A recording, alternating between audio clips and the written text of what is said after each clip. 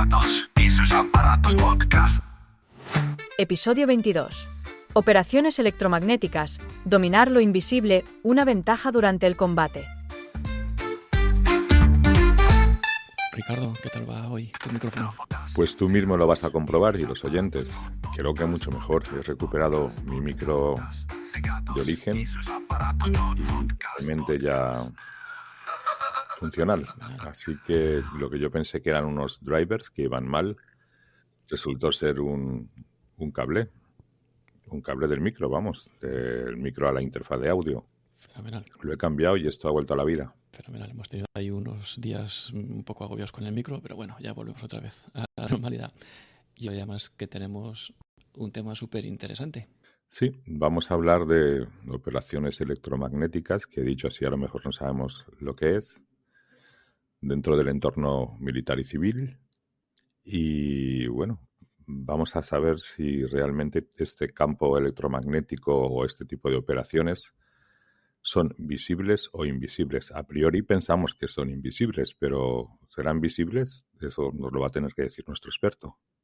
Bueno, pues vamos a hablar de las operaciones electromagnéticas. Esto que en principio parece un tema así un poco árido, un poco complicado, puede asustar en estos términos, pero para ello tenemos hoy un invitado muy interesante.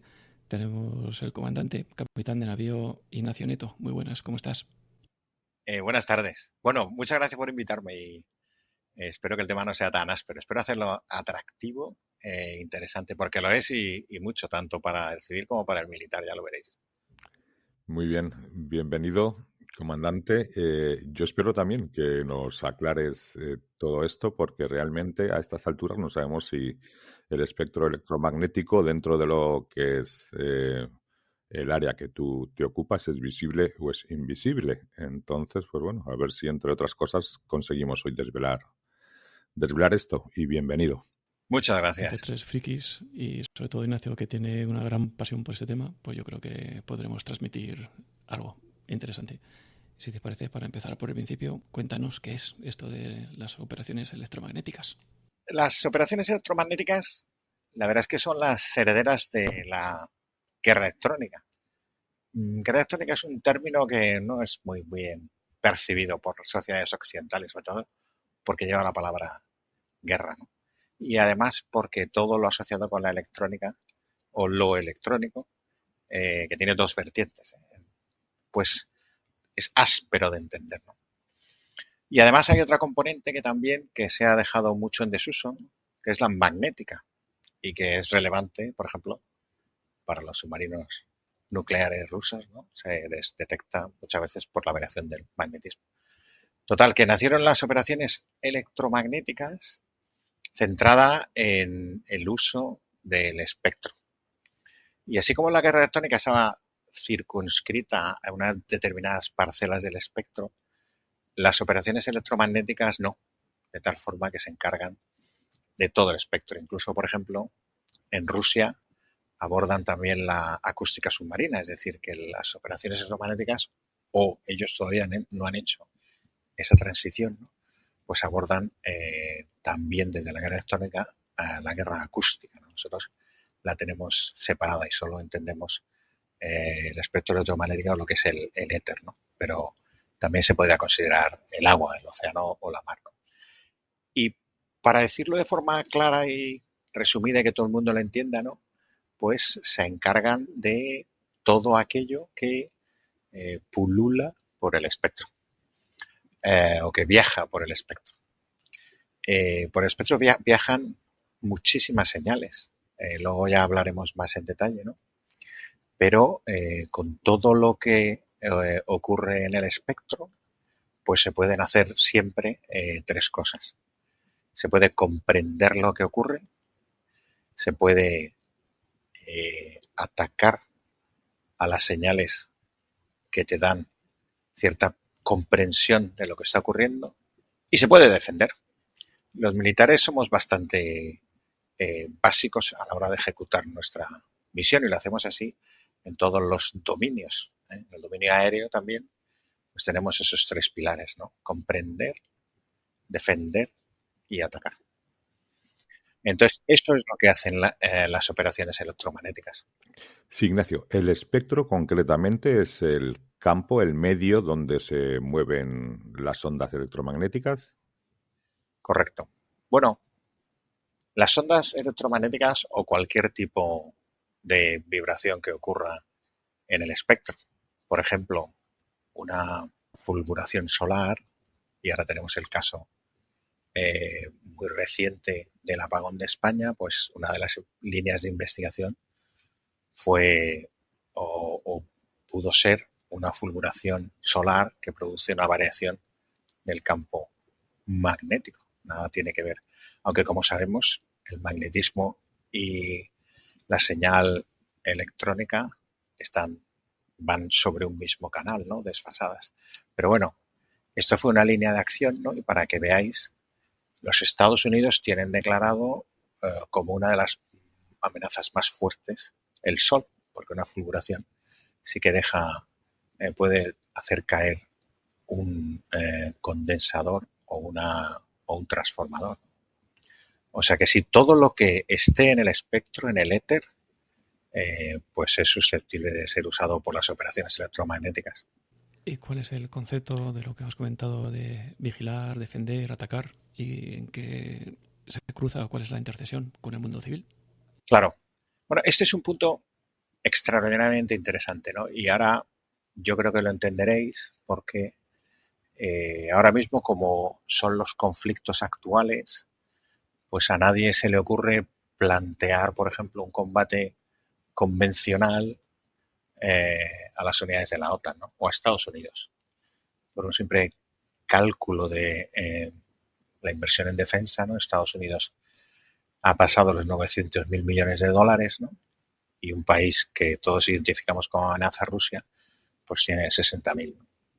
Inversión en defensa, con lo cual ha sido así durante 20-25 años de forma sostenida, ¿no? Esto, claro, da una superioridad en el efecto convencional, ¿no?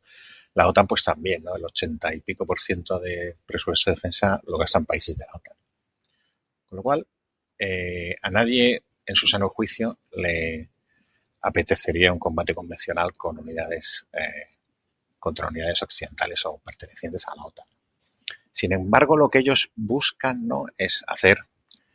Buscan el ratio de mayor eficacia a la hora de hacer daño a las sociedades, ¿no? Y, por otra parte, no arriesgarse mucho, ¿no? Porque siempre está el artículo 5 de la OTAN, que ya hablaremos luego. Y para eso han encontrado el espectro, ¿no? Los militares, nosotros, o la seguridad nacional, se basa en 3 pilares. La seguridad pública, que es lo que vosotros entendéis como fuerzas y cuerpos de seguridad del Estado, la acción exterior, que la soporta el Ministerio de Asuntos Exteriores, y la defensa, que la soporta el Ministerio de Defensa.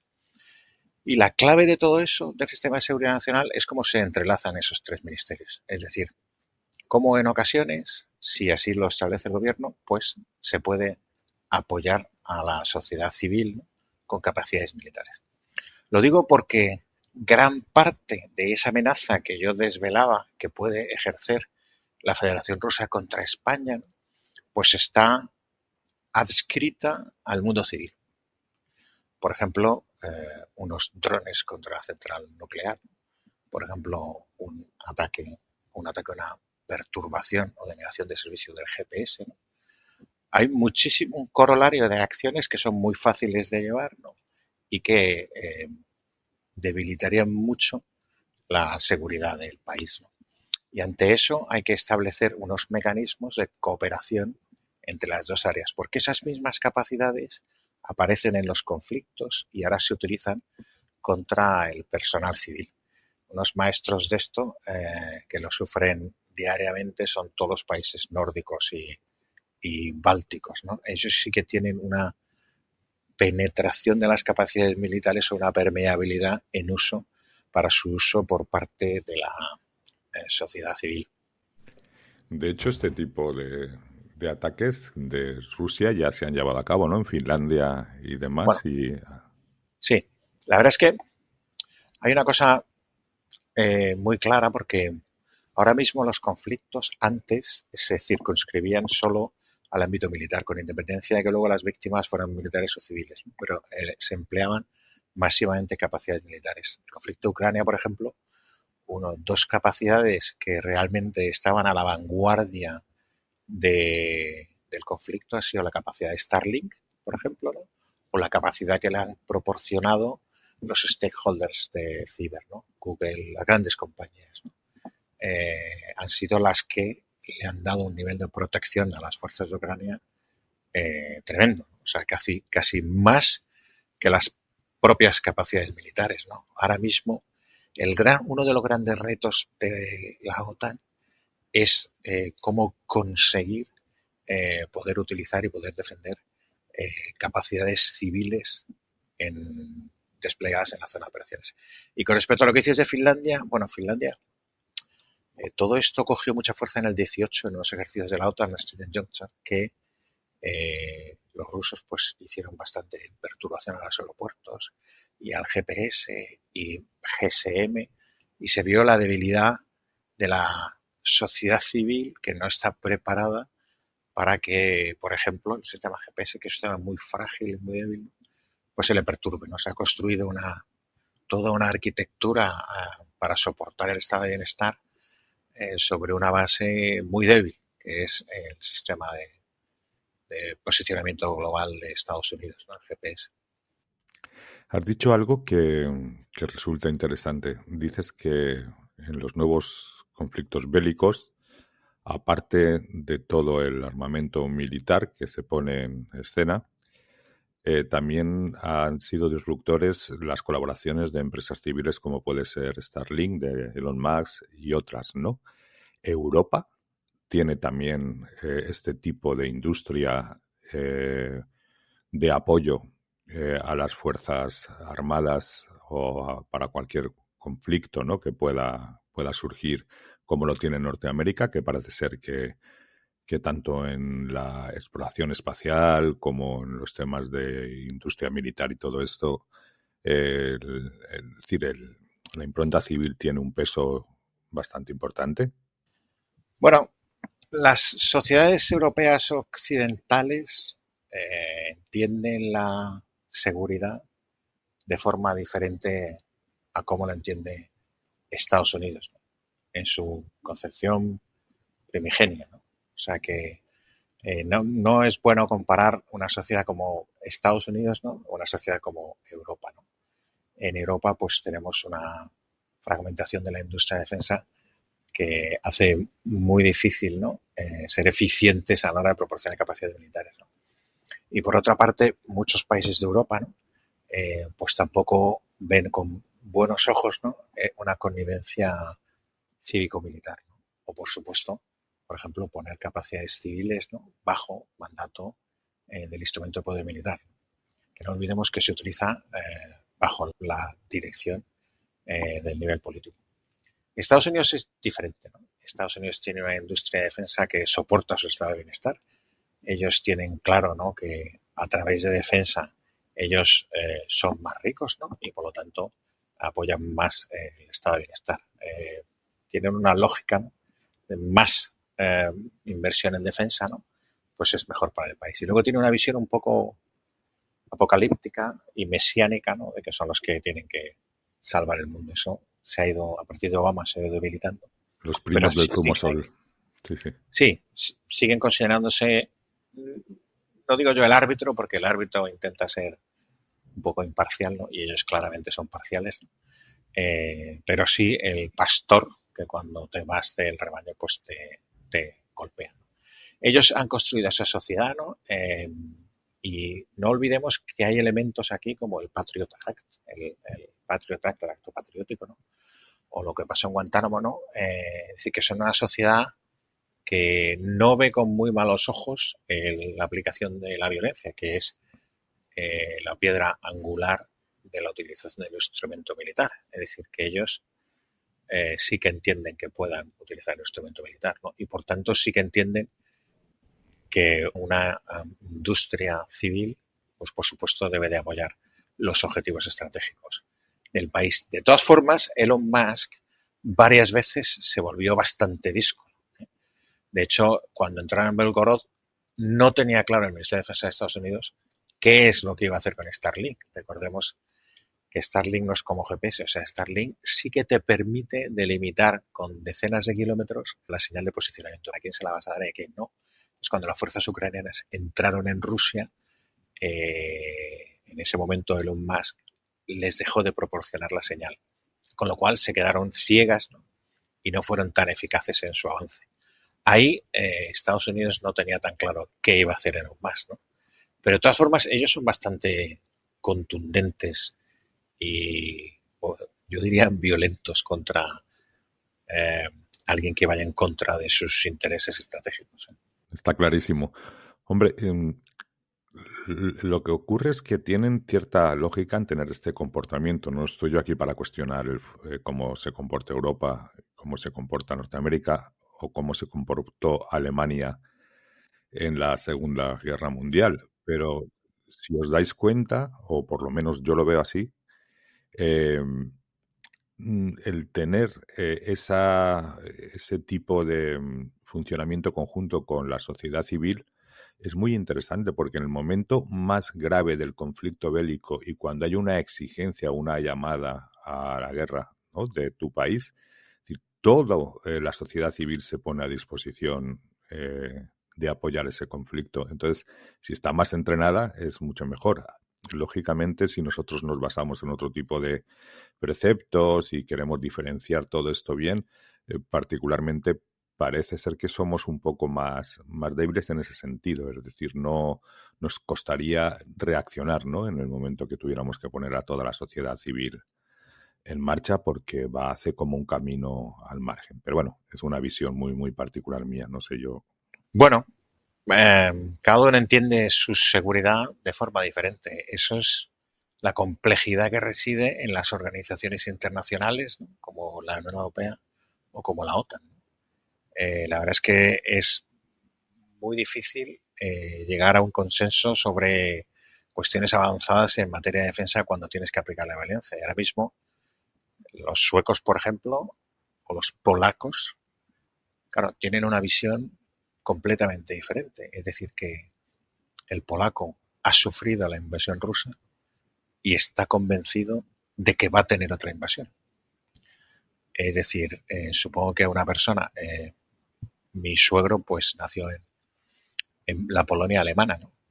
Supongo que a esa persona, si ahora en la actualidad, pues supongo no, te lo garantizo, pues no ve con muy buenos ojos ser laxo a la hora de aplicar el instrumento de poder militar, porque está plenamente convencido de que si no estuviera la OTAN tendrían una invasión como Ucrania. Y la verdad es que yo no sé quién tiene el arrojo o quién podría afirmar que eso no iba a ocurrir. Uno no lo sabe, ¿no? Pero te puede ocurrir lo que pasó en Crimea en el 14 y te puede ocurrir lo que le ha pasado a Ucrania, ¿no?, o cualquier otra cosa. O sea, que después de la Segunda Guerra Mundial, que el muro de Berlín, que se creía que las fronteras ya nunca iban a cambiar, ¿no?, pues resulta que sí, pueden cambiar.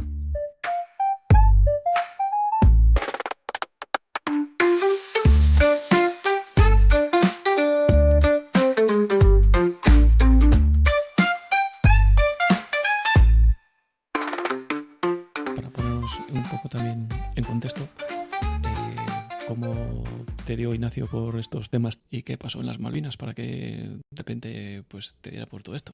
Me dio porque la verdad es que cuando ocurre un conflicto, ¿no?, se extraen consecuencias, las lecciones aprendidas realmente curiosas, ¿no? El conflicto de Malvinas, conflicto entre Argentina y Reino Unido, ¿no?, dejó unas lecciones aprendidas, ¿no?, porque tú puedes entrenarte muchísimo.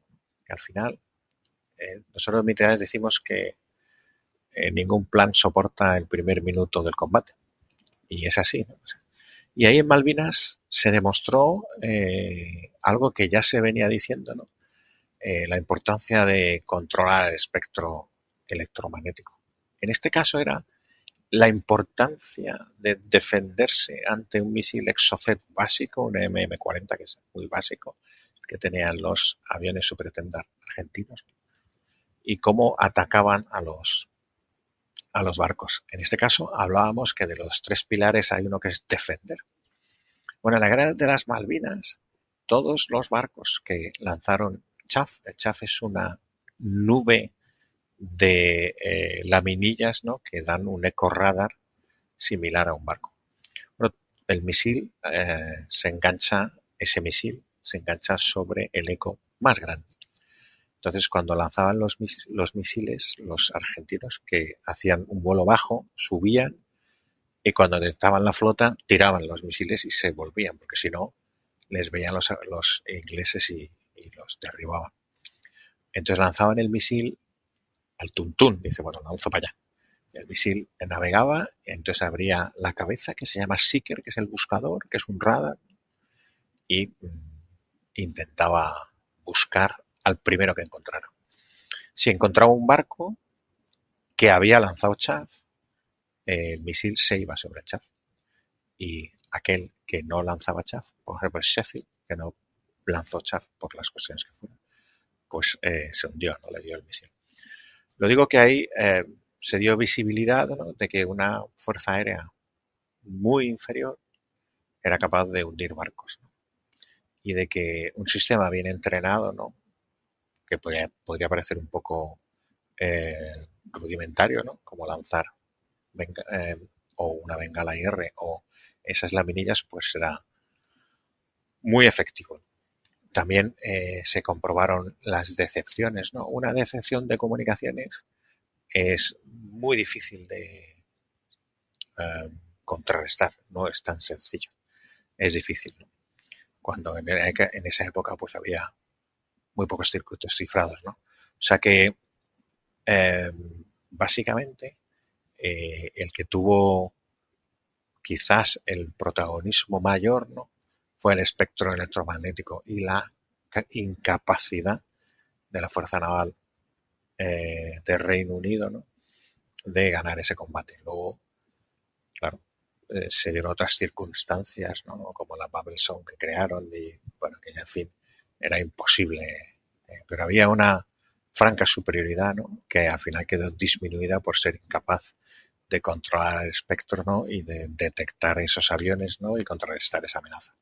De ahí me vino mi pasión en guerra electrónica, ¿no? Para un marino, la guerra electrónica es capital porque el barco vive del espectro, detecta el espectro, se comunica a través del espectro. Para un marino todo es el espectro. No tenemos un cable. Bueno, el cable ya hablaremos, pero el cable también es espectro. Pero bueno, no tenemos un cable para enchufarnos a tierra, ¿no? O sea que todo para nosotros es el espectro. Somos detectados a través del espectro, por firma infrarroja, por firma magnética, por radárica, por interceptación de algunas comunicaciones o por el sonido. Sonórica también, por el sonar. También, sí. O sea que, y sonido también en el éter, ¿eh? O sea que, en fin.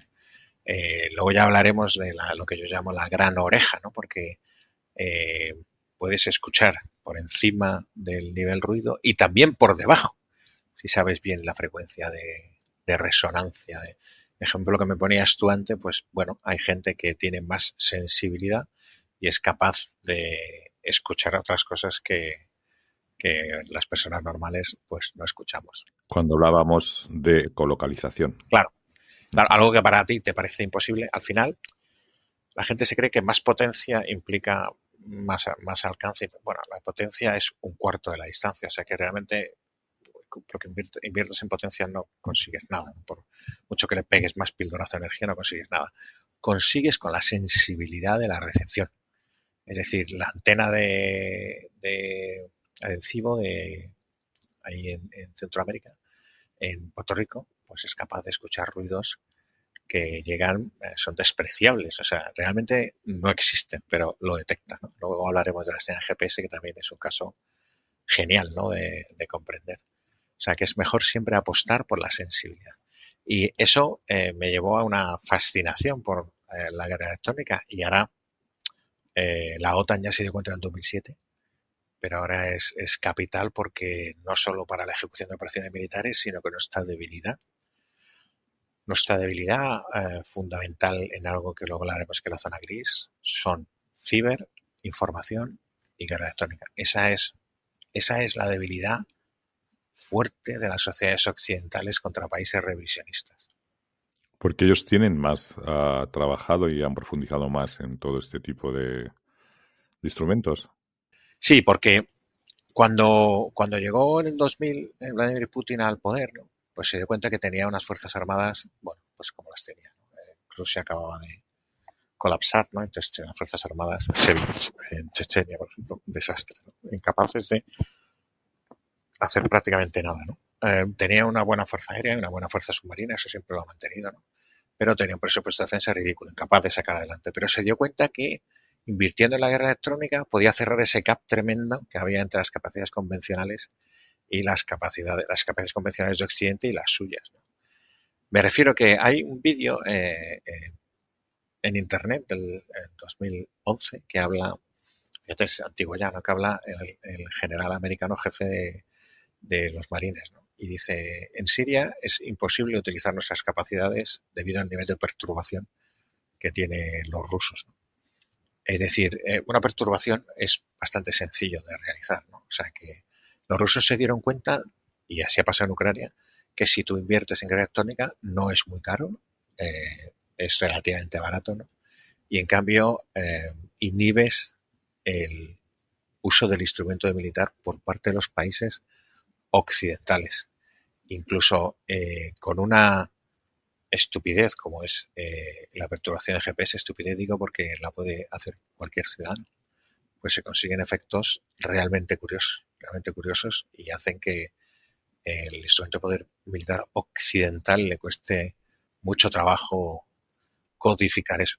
Tan curioso es como que casi los invalida. Es decir, todo lo que te ha costado esa sensorización, esa capacidad de ubicación, de detección, Claro, de todo eso, eso queda fuera. No te sirve claro. en nada de lo que has hecho. Hay un informe de London Economics que causó bastante, no sé, perplejidad, ¿no? Que es un informe que lanzó esta compañía en Reino Unido que hablaba de lo que se pierde por 5 días de inhabilitación del GPS, ¿no? En la industria marítima se pierden 1.400 millones de dólares, ¿no? De libras, perdón.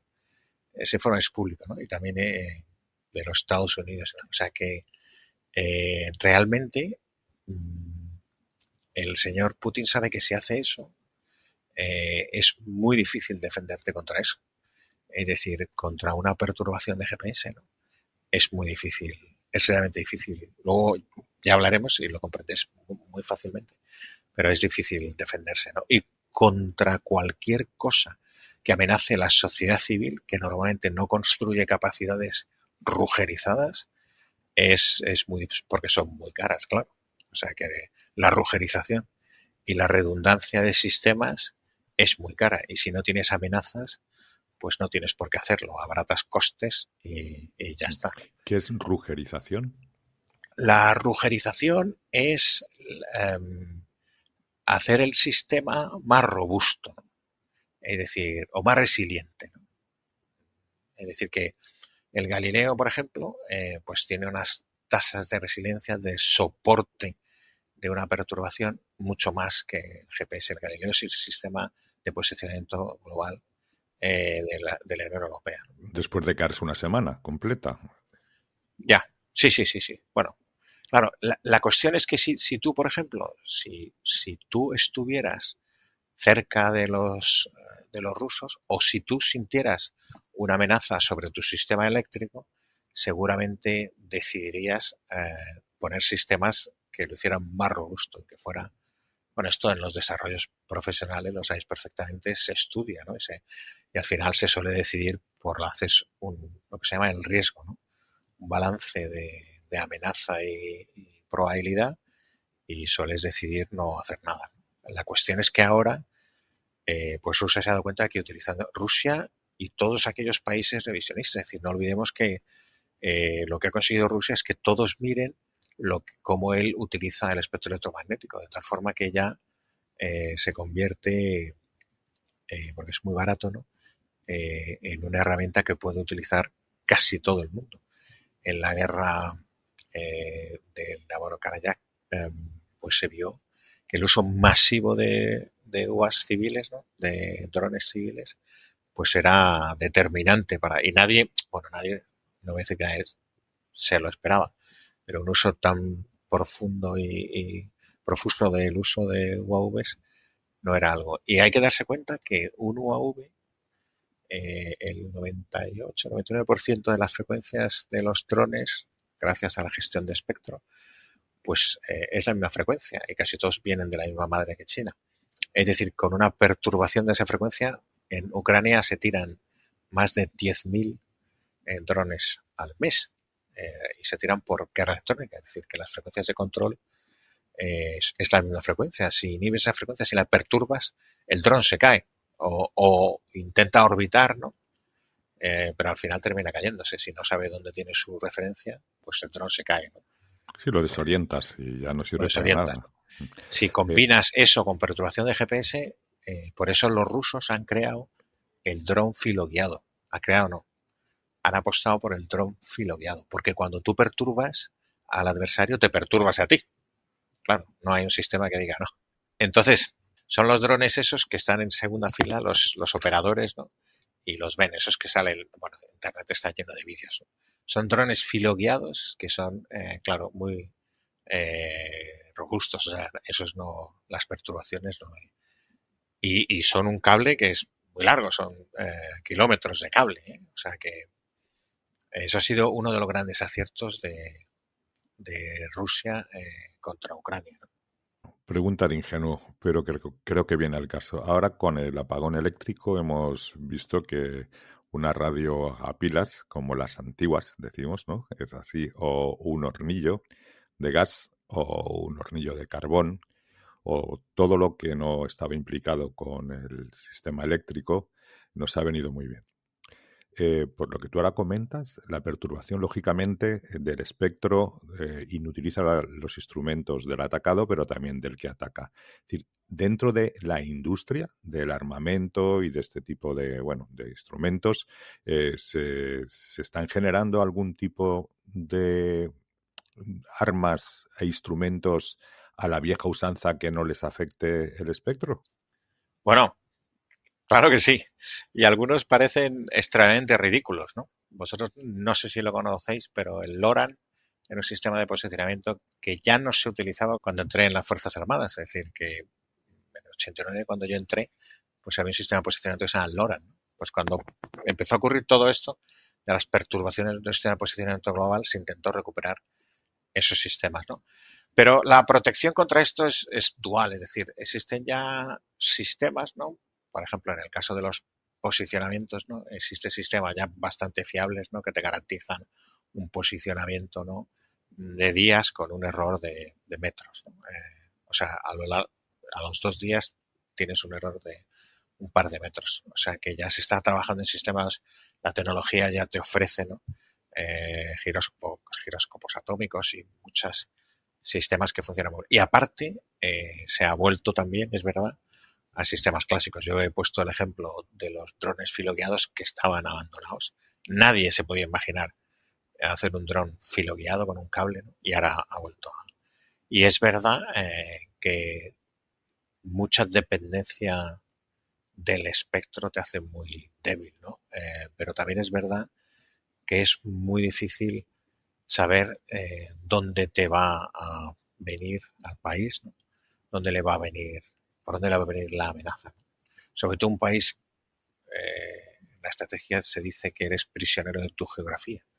Si miras dónde está España y cuáles son las amenazas del mundo occidental, ¿no? Pues a lo mejor vivimos en una pequeña burbuja de seguridad en este área, ¿no? En el área, o parece que vivimos en una burbuja de seguridad en el área de una potencial amenaza electromagnética o incluso una potencial agresión a nuestro territorio nacional.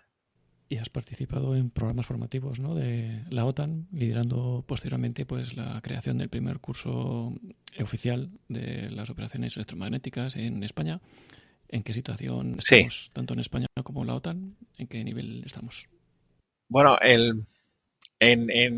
verdad, cuando yo entré en la NATO School de Opa Macao en 16, y ahí recuerdo que en la Syndicate Room, en una habitación, pues nos reunimos 3 personas, ¿no?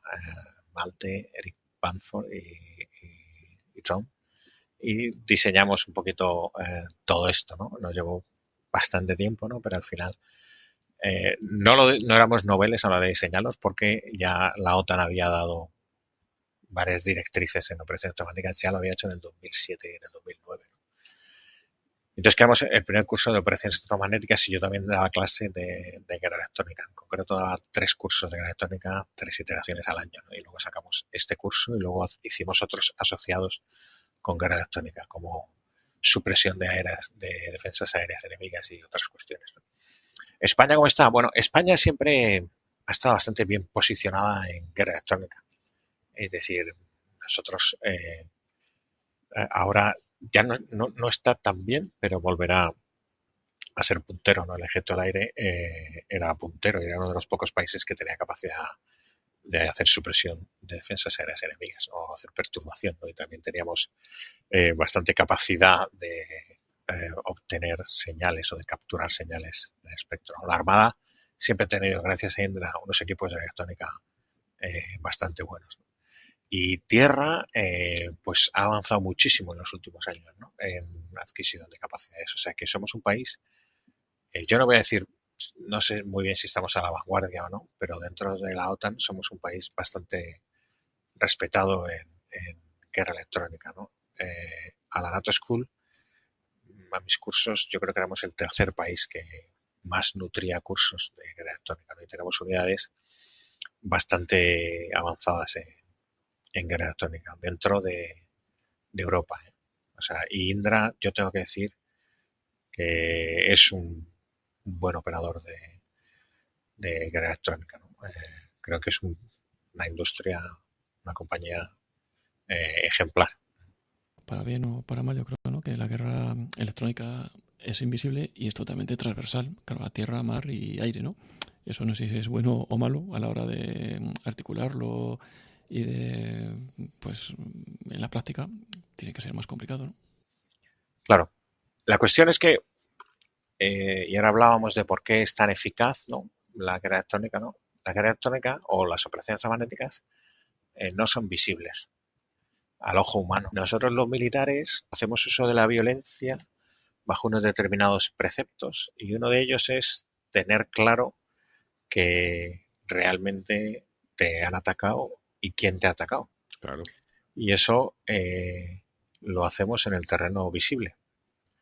Es decir, he visto que ese barco me ha lanzado un misil.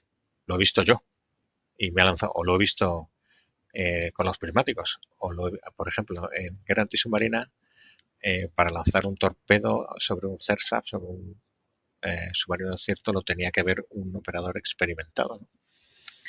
¿Qué pasa? Que la guerra electrónica no es visible, ¿no? Entonces ya tienes que depender de un equipo de guerra electrónica cómo interpreta lo que está recibiendo, ¿no? Al final, somos, y es curioso que diga esto aquí, somos muy dependientes de lo que vemos en el uso de instrumento militar. Y cuando no lo vemos, entonces nos cuesta trabajo utilizar la violencia. Nos cuesta mucho trabajo. En cambio, bueno, esto es un factor de ventaja para los países revisionistas, ¿no? Porque pueden utilizar, por ejemplo, un rayo láser, ¿no? Que es muy eficaz, ¿no? Y hace mucho daño, igual que un obús o un proyectil. Sin embargo, seguramente nosotros no sepamos cómo comportarnos, ¿no? ¿Y por qué? Porque a nosotros se nos da un corolario de reglas de juego que se llama reglas de enfrentamiento, que son muy estrictos. Es decir, el uso del instrumento militar por parte de los países occidentales es extraordinario y excelso. Es decir, es muy difícil. No se suelen cometer errores, ¿no? Cuando estás utilizando instrumento militar, ¿no? Eso es porque está soportado por una regla de enfrentamiento muy estrictas y que son muy difíciles de materializar en aquellos 3 ámbitos que os decía yo, la guerra electrónica, en la guerra de la información o en la ciberguerra. El ciber es igual, o sea, jamás conseguirás o es muy difícil conseguir lo que nosotros denominamos atribución, ¿no? Es decir, esto ha sido este país. Eso en ciber no existe. En guerra electrónica es muy difícil que tú al final afirmes, esta acción ofensiva ha sido llevado por este. Eso no suele ocurrir. Y en la guerra de información pues ya entran otros parámetros, ¿no? Pero en los marcos de trabajo en los que trabajamos los occidentales es muy difícil tomar una acción ofensiva.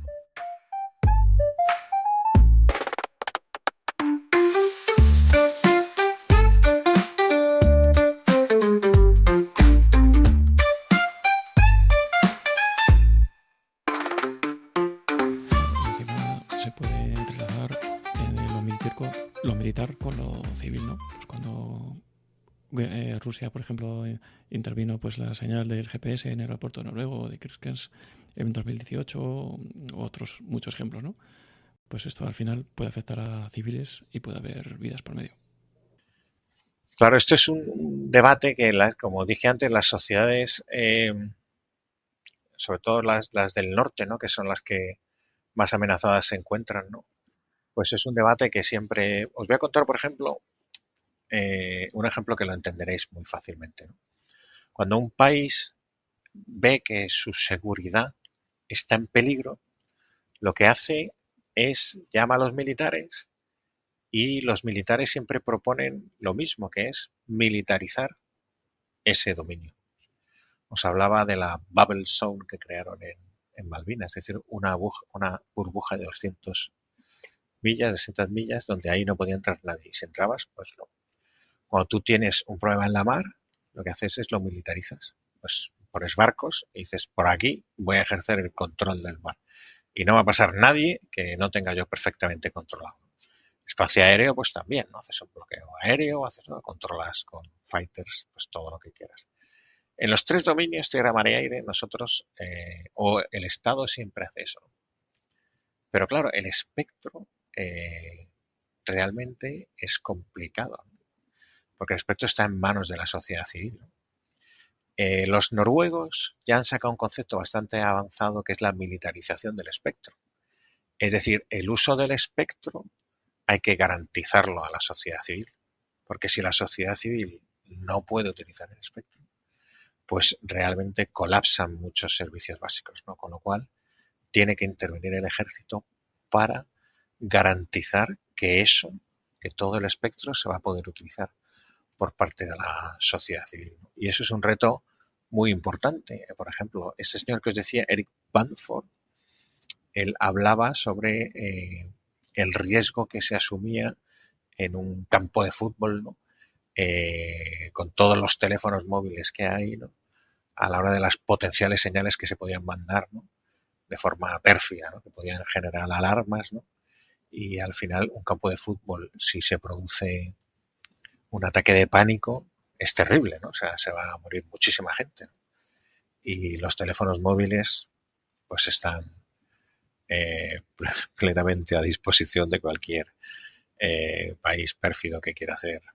Y entonces ellos proporcionan la protección, la burbuja de seguridad, ¿no? En ese caso, ¿no? Los militares, ¿no? Es decir, que hay todo un corolario de acciones para garantizar que el espectro lo puede seguir utilizando la sociedad civil sin ningún problema, ¿no? El desarrollo de capacidades militares tiene un retorno de 1 a 3.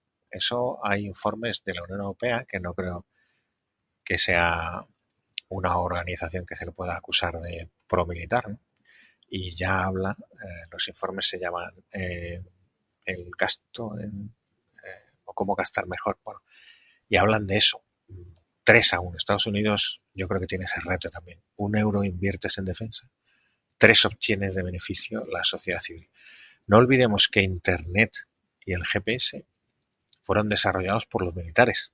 Es decir, que es verdad que es caro invertir en defensa, pero luego siempre hay un retorno hacia la sociedad civil, sobre todo en modelos como los occidentales, ¿no? Donde los desarrollo de capacidades militares siempre están presentes los civiles, ¿no? O sea que sí. Es curioso porque aunque no estés en el campo de batalla, dentro de lo que es un ataque, el atacar a la población civil con un arma invisible, como tú decías antes, como puede ser la parte cibernética o puede ser la parte electromagnética, realmente genera, no implica, porque no puedes demostrar que el atacante ha sido el que ataca a tu país o a tu organización, y realmente genera un caos brutal. Es decir, sería un ataque redondo porque para cualquier tipo de Estado tener incómoda y pasándolo mal a su población es el peor de los escenarios, ¿no? Entonces es una situación muy, muy delicada. Y al hilo de esto, bueno, esto es lo que pienso yo, pero al hilo de esto, el apagón del otro día, entre las hipótesis que se están manejando, podría haber habido un ataque cibernético o electromagnético. Hablo de ataque, no de erupción solar ni nada de esto. Bueno, yo no soy experto en la red eléctrica nacional, ¿no? Pero bueno, la verdad es que ciber está al alcance, o sea, puede alcanzar casi cualquier sistema, ¿no? A través de la red ciber, ¿no? Stuxnet, por ejemplo, fue hace mucho tiempo, fue en el 2010 o antes, no me acuerdo, y fue sobre una red independiente, un ataque ciber sobre una red independiente no conectada a Internet a través de un dispositivo, de un pendrive. Me refiero que yo no soy muy experto, pero yo creo que sí. Lo que sí te digo es que es más sencillo un ataque electromagnético que un ataque ciber.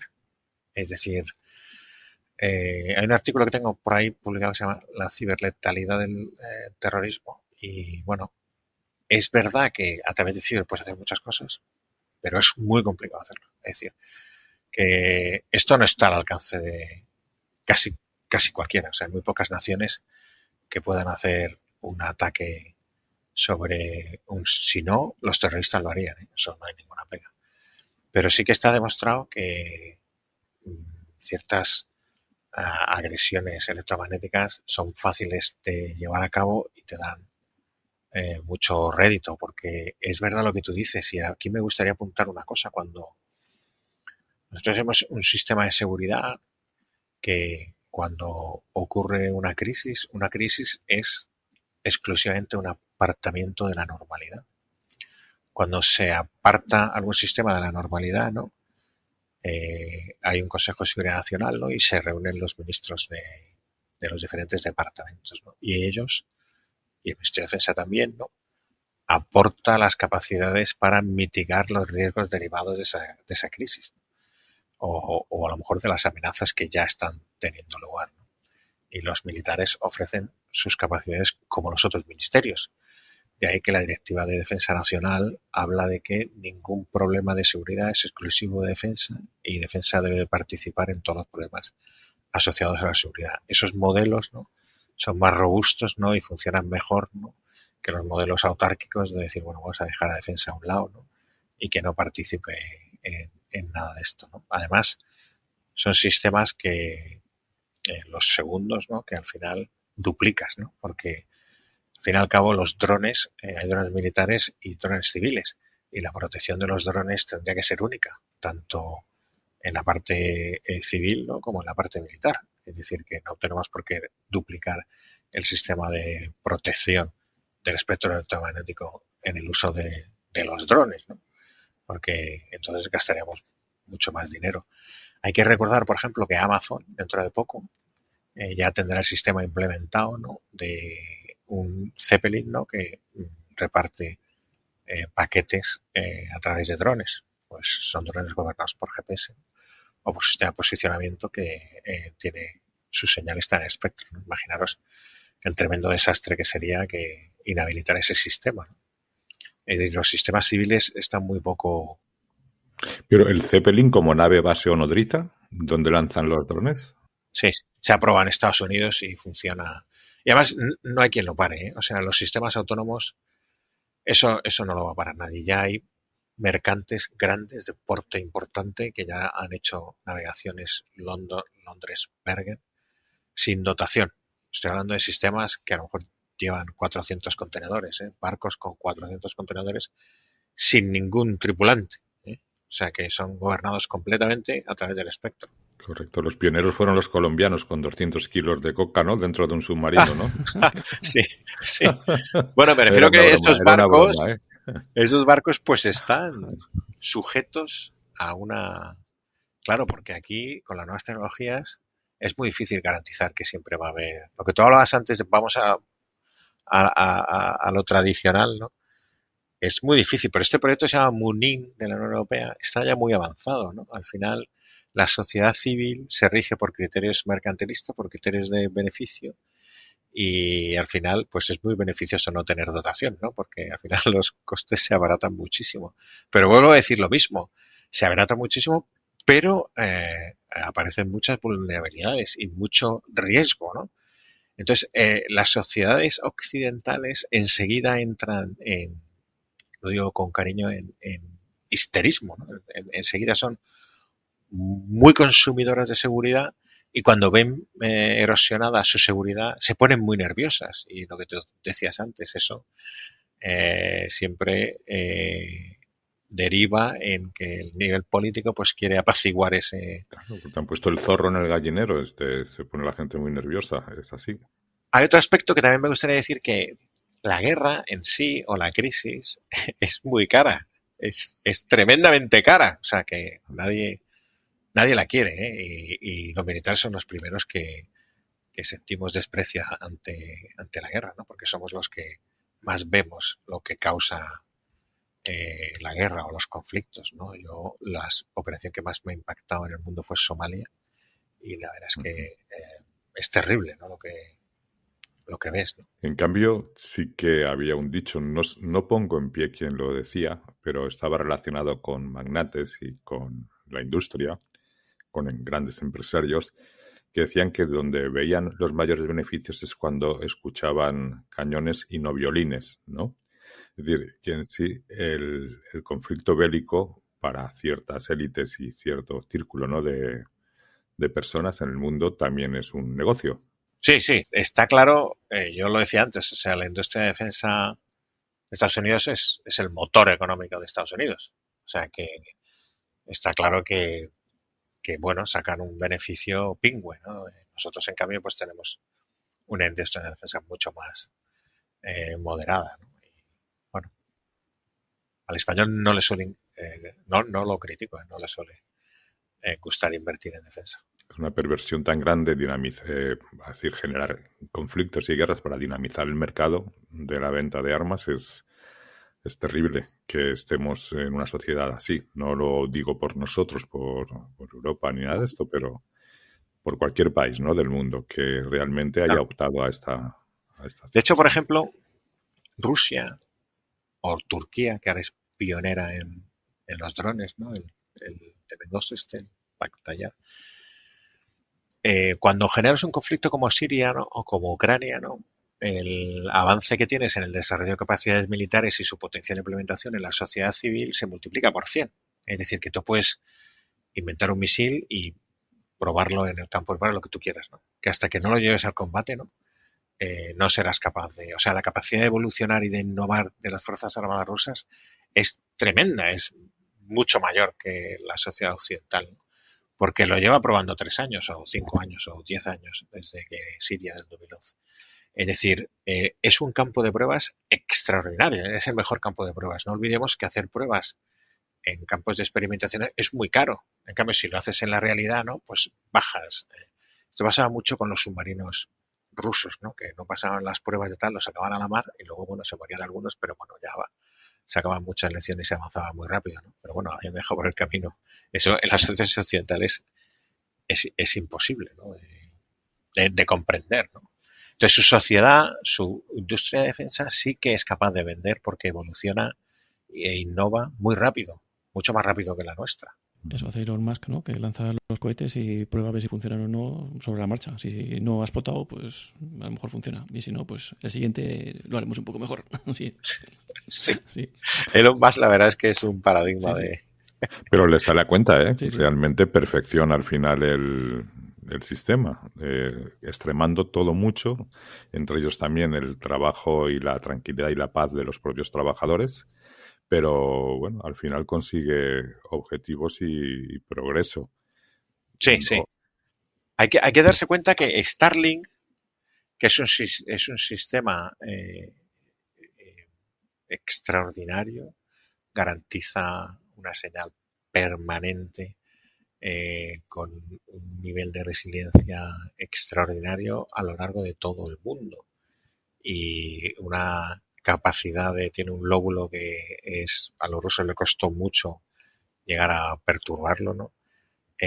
Pues al final muchos países ya han entrado en negociaciones con Starlink para el uso del Starlink si tienen que utilizar la capacidad militar, porque ya os digo yo que no es tan fácil que te garanticen una cobertura de comunicaciones a lo largo de todo el mundo y todo tiempo, y a ver quién te la garantiza, porque que tengan capacidad satelital hay muy poquitos países en el mundo, muy pocos.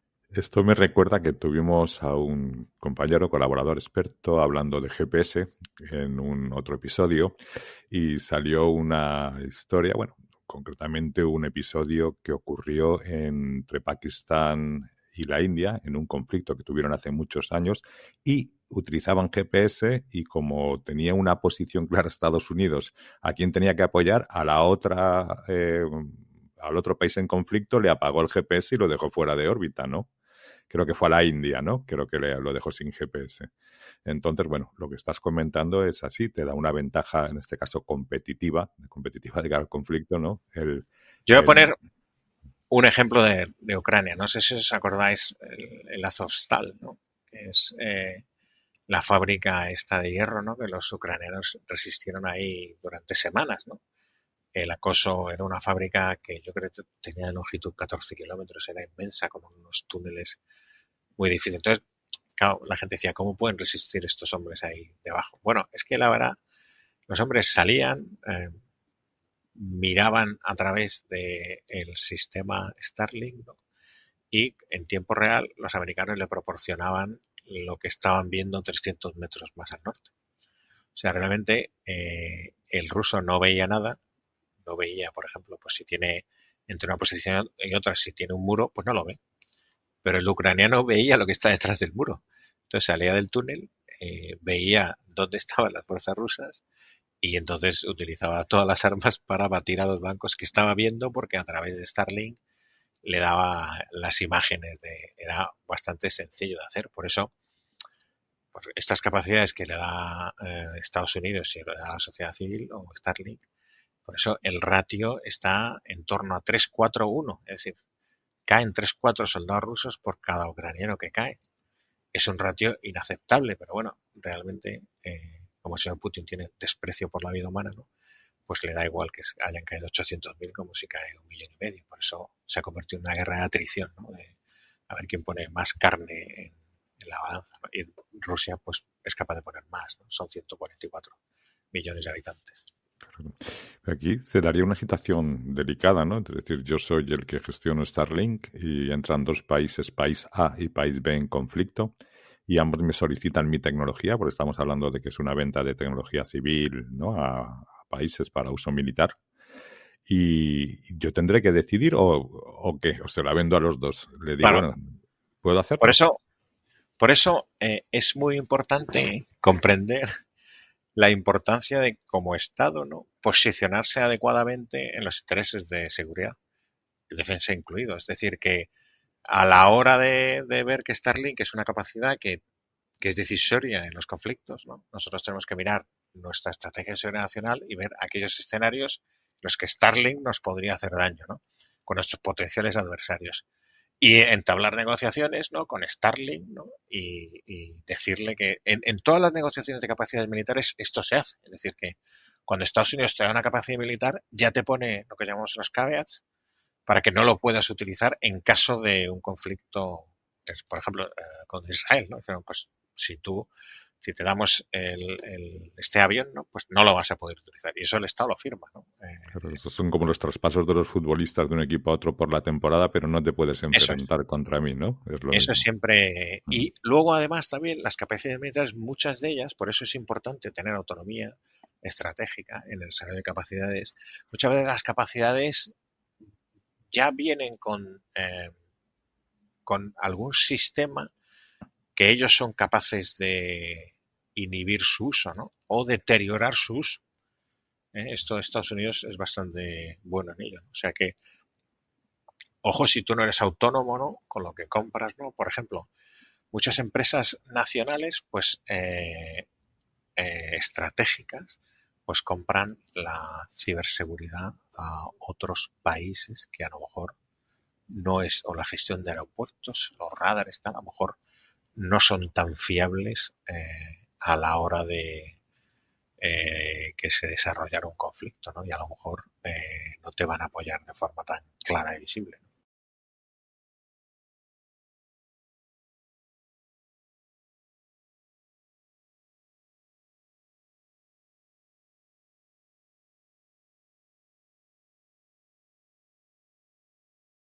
Hay un concepto también interesante que es el de letalidad distribuida, ¿no?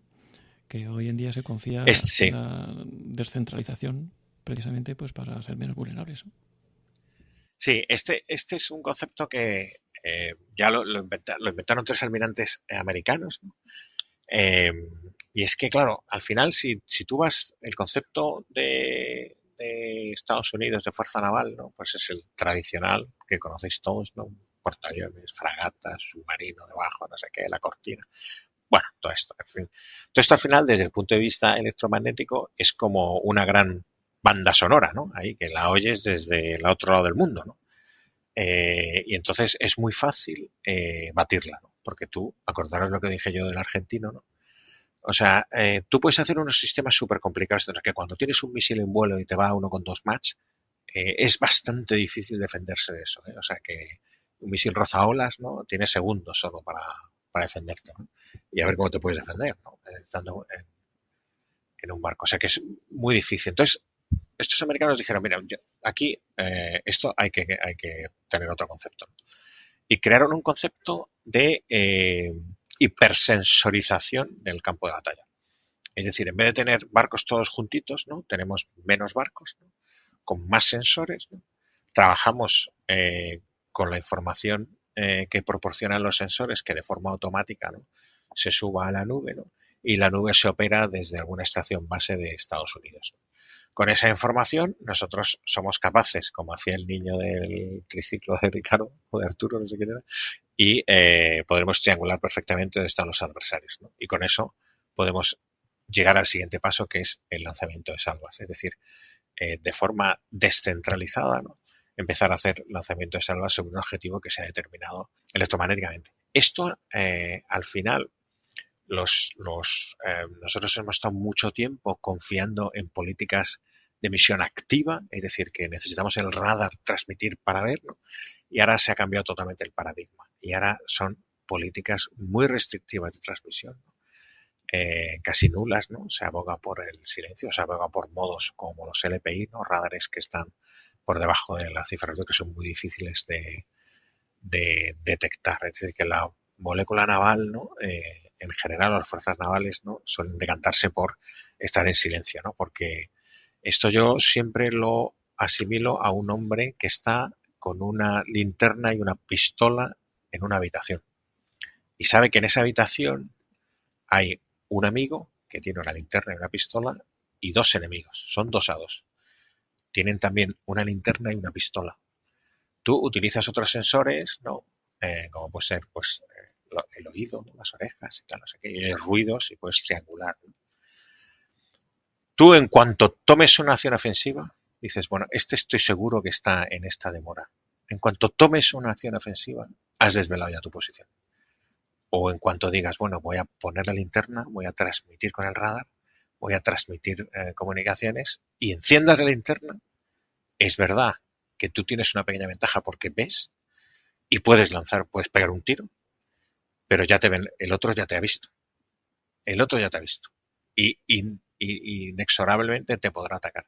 Y tú ya no te podrás defender, porque el otro ya te ha lanzado y seguramente, como estás sobre un objetivo, no puedas ver el otro.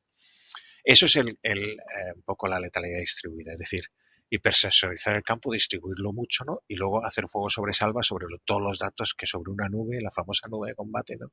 Estás gestionando en otro país. Y lo puedes hacer incluso en tiempo real, ¿no? Esto que Estados Unidos, no digo que lo tenga plenamente implementado, pero está trabajando en ello, hace que tenga una superioridad en el espectro muy importante a la hora de detectar, a la hora de detectar, porque no olvidemos que todo el mundo transmite.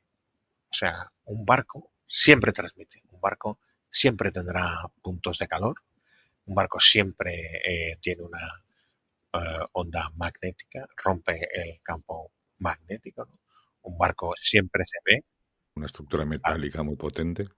Claro, o sea, un barco, hay pruebas que se hacen en España, por ejemplo, de todo el campo electromagnético, la firma electromagnética de un barco, pues eso es. Y recordemos que lo que importa es la oreja que tengas. Es decir, los submarinos nucleares o los submarinos, la película esta que es un poco exageración, ¿no? Pero es verdad, ¿no? El sonido se transmite, no te digo yo indefinidamente, pero todo depende de la oreja que tengas. Teníamos unos sistemas acústicos en España que se llaman Tactas, que eran americanos, ¿no? Que eran unos remolques muy, muy grandes de kilómetros, ¿no? Que eran capaces de coger señales completamente insignificantes. Os voy a poner un ejemplo. Los satélites GPS están a 22.000 kilómetros de la Tierra. Están muy lejos. Están, caramba, lejísimos. Bueno, la señal que llega aquí está a unos 60 dB por debajo de la cifra ruido. Recordemos que 3 dB es potencia mitad. Es decir, que estamos hablando de una potencia que no existe. O sea, realmente es imposible escucharla. Está 60 decibelios, 3 decibelios es potencia vital, por debajo de la cifra ruido, del ruido gaussiano que provoca la propia Tierra, ¿no? O sea que es imposible de escuchar. Sin embargo, hay unos aparatitos que se llaman GPS, que te los venden por 20 euros, que resulta que sí lo escuchan. ¿Por qué? Bueno, porque al final los ingenieros hacen cosas maravillosas, como una radio, ¿no? Tú mueves el dial y las ondas electromagnéticas de todas las radios del mundo están presentes en todo el éter. Tú coges y cuando mueves el dial estás moviendo la longitud de antena de esa radio. Si tiene resonancia sobre la longitud de onda de esa frecuencia de esa radio, escucha la radio, lo cual es maravilloso. Pues si haces eso en 60 dB por debajo de la cifra ruido, pues lograrás escuchar la señal GPS. Si yo soy capaz de tener muy claro la frecuencia de tu voz y discriminarla porque la frecuencia de tu voz es única, pues entonces podré escuchar tu voz muy lejos, lejísimos, ¿no? Aunque esté muy atenuada, aunque esté 60 dB. Si yo sé exactamente cómo modulas tú el sonido, ¿no? Podré meterme en el espectro, abrirlo, ¿no? Y encontrar tu señal, ¿no? Esto, pues claro, te da una superioridad, ¿no? Porque al final todo el mundo tiene señales que transmiten, ¿no? Lo que tú me dijiste del coche, pues estoy seguro de que hay una señal ahí que a lo mejor se produce como los murciélagos, o como tú al avanzar eres capaz de esa, no sé si habéis visto el ejemplo de un niño cuando pega al mar, el niño pega al mar, se generan esas ondas, si un niño al otro lado hace lo mismo y están desfasadas a 180 grados, las dos olas se anulan, o viceversa. Si el otro niño están sincronizadas, la ola es más grande. Realmente tú has movido el aire, ¿no? Y a lo mejor te ha vuelto esa señal insignificante, pero tú eres capaz de percibirla, ¿no? Cuando tú avanzabas, ¿no? Que produces una deformación del éter, ¿no? A lo mejor has tenido un retorno de ese coche y eres capaz de percibirlo. Bueno, todo esto es tremendo porque hay un desarrollo de capacidades. El efecto Habana, por ejemplo, tan famoso en la Embajada de Cuba, ¿no? Pues era una perturbación de unas determinadas frecuencias para que el cerebro de los trabajadores de los Estados Unidos de la Embajada de La Habana terminaba muy cansado y entonces se cansaban mucho, se saturaban y en fin, les estaban como calentando el cerebro, porque no olvidemos que el cerebro también se rige por ondas, es decir, que era una microonda o algo como. Sí, le lanzaban microondas y entonces tenían muchos dolores de cabeza, muchas jaquecas. Bueno, todo esto, claro, al final casi todo son señales. El color son señales, es decir, que a través de la televisión puedes enviar determinadas señales al cerebro humano para que el cerebro las codifique de forma negativa, a pesar de que el consciente vea cosas positivas, ¿no? Es decir, que tú puedes modular ese mensaje a través del espectro electromagnético. En fin, Vibración, frecuencia, intensidad de onda, todo claro, eso. y al final tú puedes hacer que el otro acabe, después de ver una película de amor, pues acabe realmente muy cabreado, ¿no? Y no sabes muy bien por qué te ocurre, ¿no? Pues eso puede ocurrir. También incluso puedes modificar colores. Los rusos también son capaces de hacerlo, ¿no? O puedes, por ejemplo, hacer el famoso mito de la sábana transparente que te hace invisible, ¿no? Eso hay vídeos en internet que es real, es decir, que tú te ocultas sobre ella y no se te ve. Es decir, un sistema infrarrojo que parecía que era imposible porque siempre hay calor humano, ¿no? Pues hay vídeos de rusos que se meten debajo de eso, ¿no? Y hay imágenes de camiones que desaparecen, ¿no? A través de... Porque quieres que no, son señales que se mandan a través del espectro, por lo tanto, pueden ser decepcionadas, ¿no? Al final todos son ondas Sí. electromagnéticas, ¿no? Que todas están en el Al final espectro. todos son ondas. Unas las podemos Y ver, otras claro, podemos oír por el ojo, por el oído humano, otras no tanto, ¿no? E incluso pues se podría, sí. lo que has comentado, se podría bloquear o se podría neutralizar a una persona utilizando estos sistemas. Sí. Lo que pasa es que las sociedades occidentales, esto claro, es línea roja para nosotros. O sea que En vez de antidisturbios, y eso sí que lo utilizan, ¿no? En algún sitio bueno, leído yo. antidisturbios, por ejemplo, hay un sistema que es americano, ¿no? Que yo creo que sería muy efectivo aquí en España, ¿no? Que es un sistema que te lanza una onda electromagnética y te produce un cosquilleo. Lo digo que es un sistema que no te va a hacer daño, ¿no? Solo te produce cosquilleo, ¿no? Y inhibe que tú, por ejemplo, tomes una acción agresiva contra la policía o te quieras subir a una valla, o porque al final no puedes hacerlo porque te entra como un cosquilleo permanente, ¿no? Pero no lo puedes hacer porque te partes de risa o del cosquilleo o porque No realmente... lo puedes hacer porque esos sistemas todavía no están desarrollados en la Unión Europea. Es decir, los tienes ahora en Estados Unidos, además de control de masas, ¿no? Es decir, que cuando le viene... Hay un problema que tenemos los militares, que cuando nos dicen que actuemos contra, por ejemplo, en control de masas, pues nosotros nos cuesta mucho trabajo porque nosotros tenemos armas, no tenemos los sistemas que tiene la policía, la Guardia Civil, ¿no? Entonces, cuando tenemos que hacer, no aquí en España, en otro lado, control de masas, pues cuesta mucho trabajo. Pero Estados Unidos está bastante avanzado en eso, ¿no? Sobre todo por los escenarios en los que tuvo que. Entonces, esas herramientas sí las tiene, no son herramientas que lanzan pulsos y la población se queda. La sensación entiendo que será como un hormigueo. Sí, un hormigueo. Que lógica, es como un preámbulo de una descarga o algo de esto, que ya te pone en alerta y te paralizas, ¿no? Pero es una decisión consciente del que está recibiendo el impacto, ¿no? ¿O realmente te paraliza? No te paraliza, hace que no seas motriz, que no puedas subir una escalera. Vale, correcto. Te porque inmoviliza. Vale. Te vuelve... yo no las he utilizado, pero he visto muchos vídeos y la verdad es que hace como que te entra la risa y te entra no sé qué. Tal. Luego hay otros más avanzados, los que se utilizaron contra los piratas, por ejemplo, por parte del Reino Unido, esos sí que te calentaban. Es decir, que para no matar al pirata, pues sí que te pegaban una descarga, pero eso sí te hacía daño. Te bronceaban un poco y ya está. Te broncean un poquito y ya está. Pero hombre, eso es mejor que no pegarle un tiro, ¿no? Porque claro, te pegas un tiro con 12,7 y lo partes con la... Claro, entonces mejor calentarlo un poquito, eso lo probaron los Reino Unido. El que tenga el control, ¿no?, sobre el espectro, pues al final tiene ese gran poder. Incluso se podrían provocar efectos meteorológicos adversos. Eso no lo sé. Yo eso nunca he trabajado.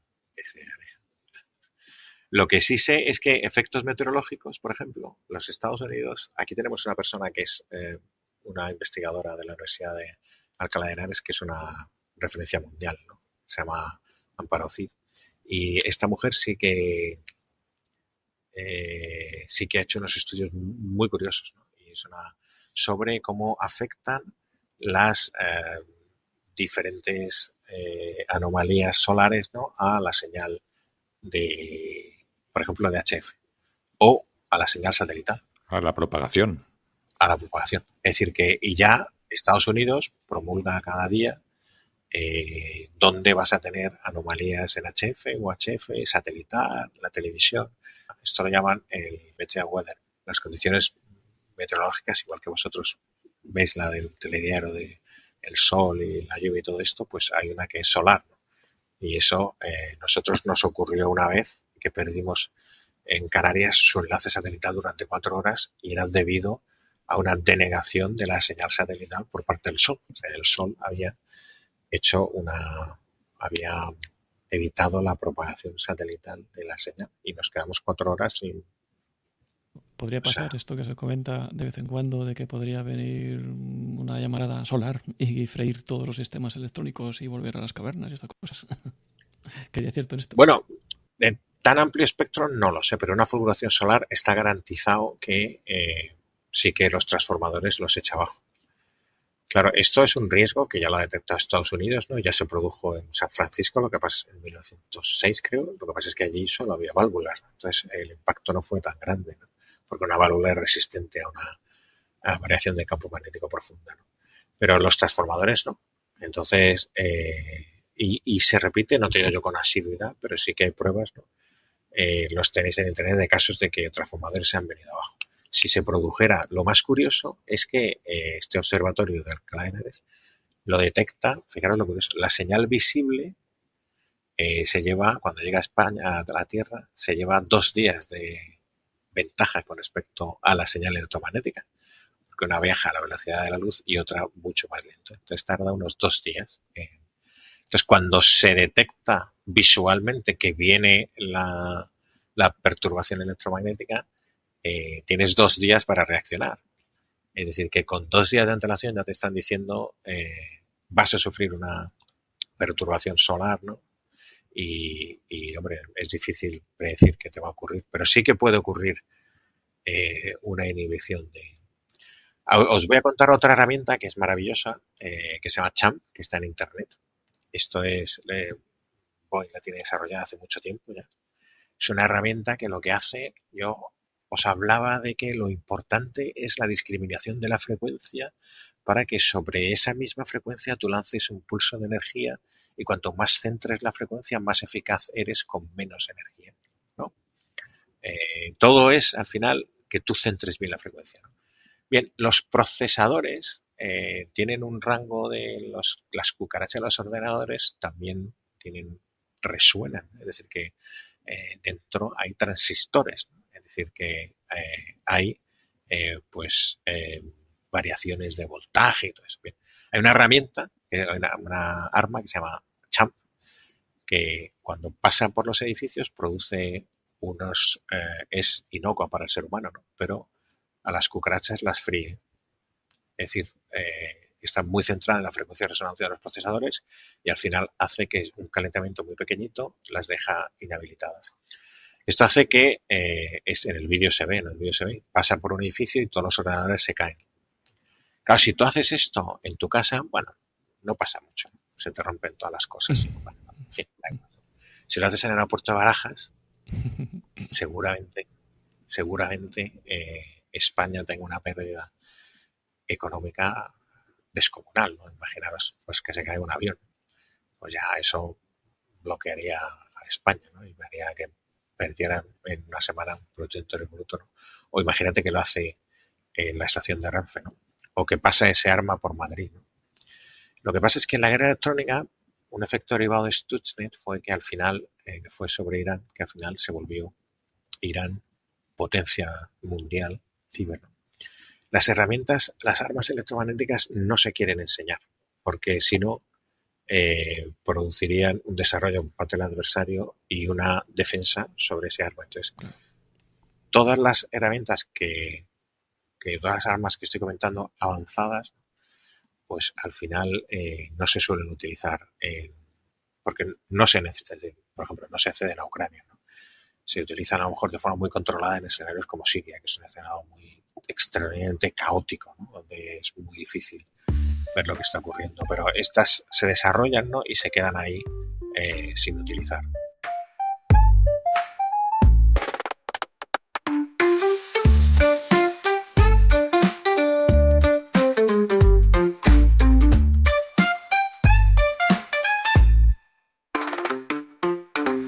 Y ahora que que has nombrado a Irán, también me gustaría comentar el caso del dron Sentinel, ¿no?, de Estados Unidos, que fue capturado precisamente por Irán. Esto también es maravilloso, también ocurrió en el 2011 y esto, yo cuando daba clase pues siempre le preguntaba a los ingenieros americanos que venían al curso de electrónica, ¿no? El dron Sentinel era el dron más avanzado de los Estados Unidos en aquella época, ¿no?, que estaba operando en Afganistán.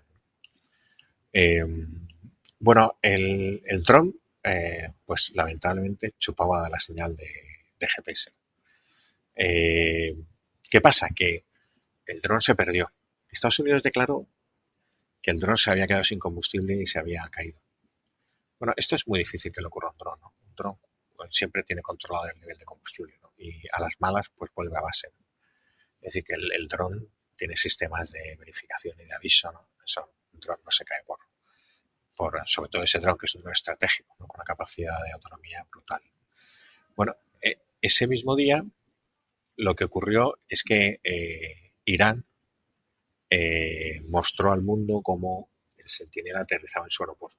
Es decir, que había sido seducido por las señales electromagnéticas. Es decir, el dron más avanzado de Estados Unidos, el Sentinel, había sido seducido, había sido robado a través del espectro electromagnético por una nación que es irrelevante en las capacidades militares, ¿no?, como es Irán. Esto habla de cómo se cierra el gap ese, ¿no?, entre capacidades brutales convencionales como es el Sentinel, ¿no?, y luego con el uso de la electrónica cómo te pones a su nivel.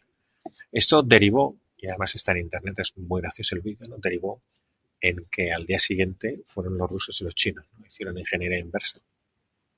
No puedes hacer no es tan fácil hacer ingeniería inversa, pero bueno, la cuestión es que ellos generaron decenas de gemelos que no serían gemelos, pero parecen iguales, ¿no? ¿Esto qué pasa? Que al final tu país, cuando lo presentas, como lo presentaron con el Ayatollah,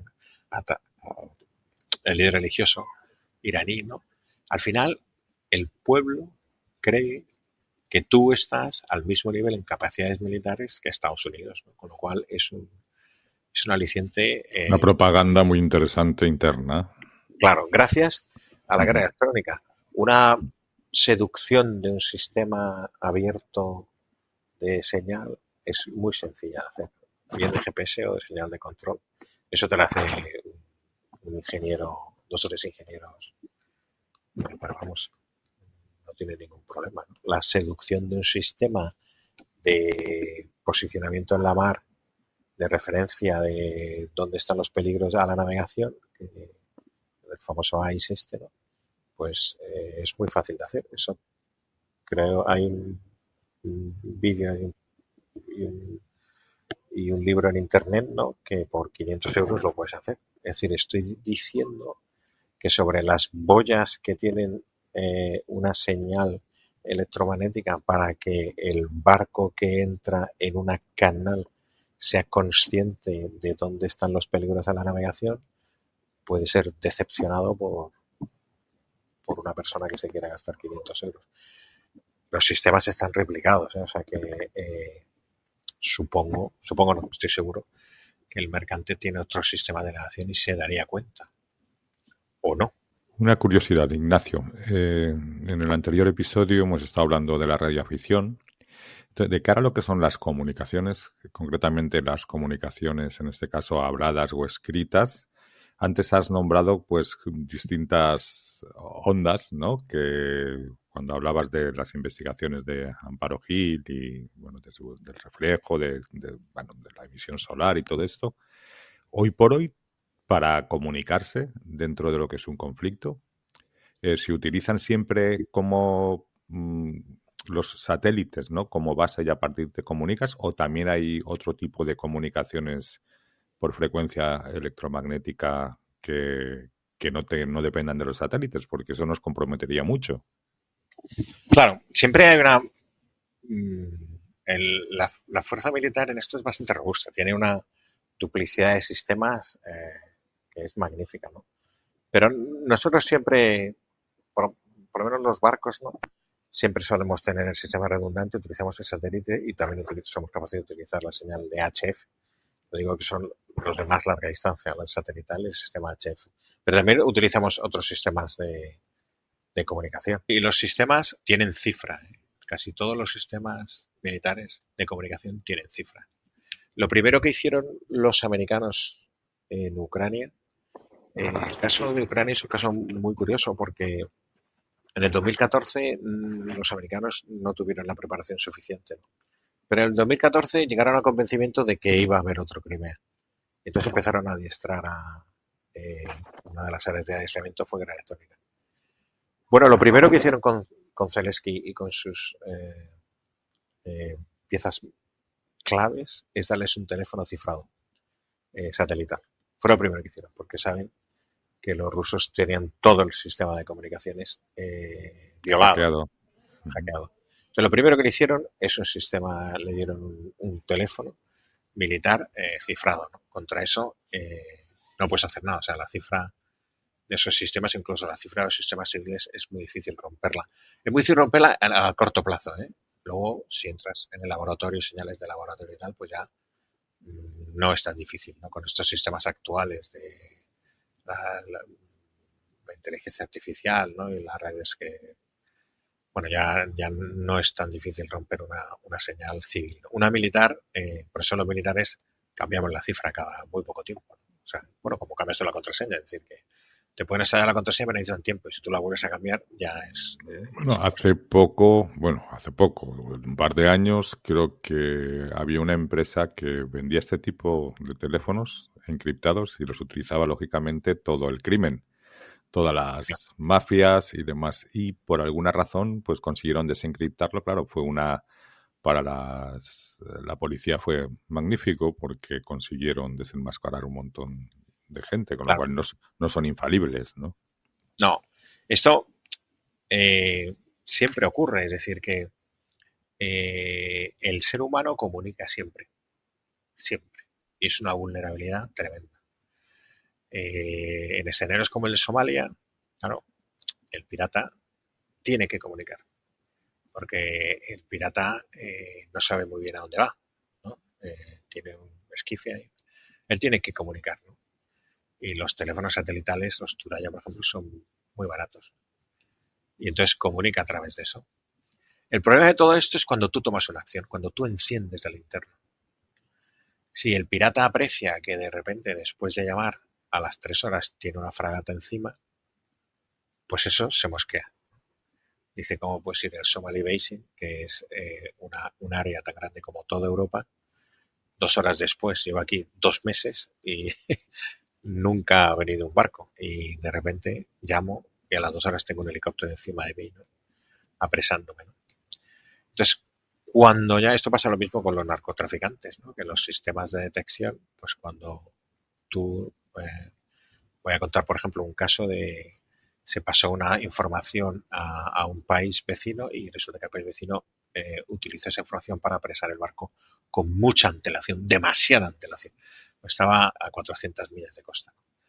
Entonces, el barco no es tonto. Entonces, el sistema automáticamente del narcotraficante pues compra otro teléfono, otra cifra, y otra vez tienes que estar 6 meses, 8 meses o un año, ¿no? Intentando romper esa cifra, ¿no? Porque ellos a lo mejor es solo apretar un botón, pasar de cifra 1 a cifra 2, ¿no? Y ya es otra señal. Hay que darse cuenta que no un cifrado, una modulación compleja, ¿no? O una codificación de la señal es muy difícil romperla, ¿eh? O sea, tardas semanas, ¿no? Ya un cifrado tardas meses, ¿no? Y tienes que poner mucho empeño y mucha gente trabajando detrás de eso, ¿no? Pero fíjate, un experto en inteligencia artificial que también interviene en nuestros episodios nos dijo que las criptomonedas, que parecían también que eran infranqueables, con los cálculos cuánticos, que parece que algunos países empiezan a hacerlo, comienzan a desencriptarlas, ¿no? Es decir, esto también podría comprometer todo lo que estamos hablando de la encriptación. Siempre, ¿no? Quien va a hacer daño va por delante. Eso lo tengo claro. El que va a hacer daño siempre va a conseguirlo, sobre todo porque suele invertir más en eso, porque le da más rédito, ¿no? Y luego siempre robustecer o rugerizar las capacidades es muy caro. Y siempre a los ojos del desarrollo industrial parece poco rentable. Por ejemplo, cuando yo era joven, bueno, ahora soy muy joven, porque tengo 56 años, pero cuando era más joven, yo estaba en una corbeta y teníamos un procesador que era de señal aparato que tenía 256K. Nos parecía que era una maravilla. Era muy grande, que era media habitación. Y vino una empresa que se llama Tecnobit y quitó ese armatoste, que medía 4x4, y puso 3 cucarachas. Yo puso 3 procesadores ahí. Bueno, el sistema de combate se revolucionó. Todo iba mucho más rápido, todo era... Pero claro, te puso ahí esas cucarachas, ¿no? Que al final hay que ver...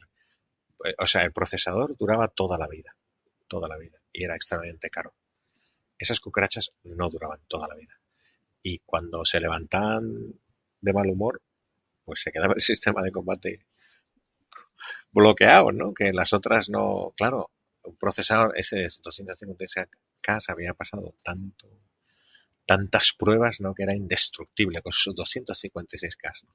El otro que puso 4 megas, vaya, va todo mucho más rápido, pero el sistema a los 3 años no hacía más que bloquearse. Claro, siempre se dice, ¿no?, que la NASA y todos estos sistemas críticos, claro, que llevan equipos muy antiguos, ¿no? A lo mejor un 386, ordenadores muy antiguos que están más que probados y sabes que eso funciona, ¿no? La fiabilidad es más alta. Claro.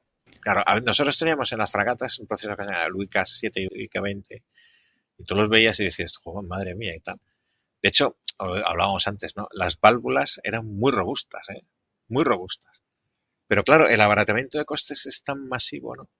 Y al final es una vulnerabilidad, ¿no? Y la guerra electrónica o las operaciones electromagnéticas puede atacar esos sistemas con mucha facilidad. Hay mucha documentación de esto, de lo que se llama una EMI, ¿no? Que es una interferencia electromagnética provocada.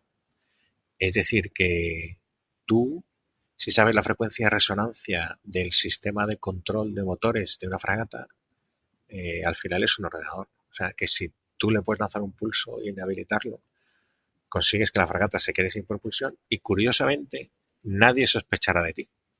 Porque como no se ve, pues el sistema dejará de funcionar.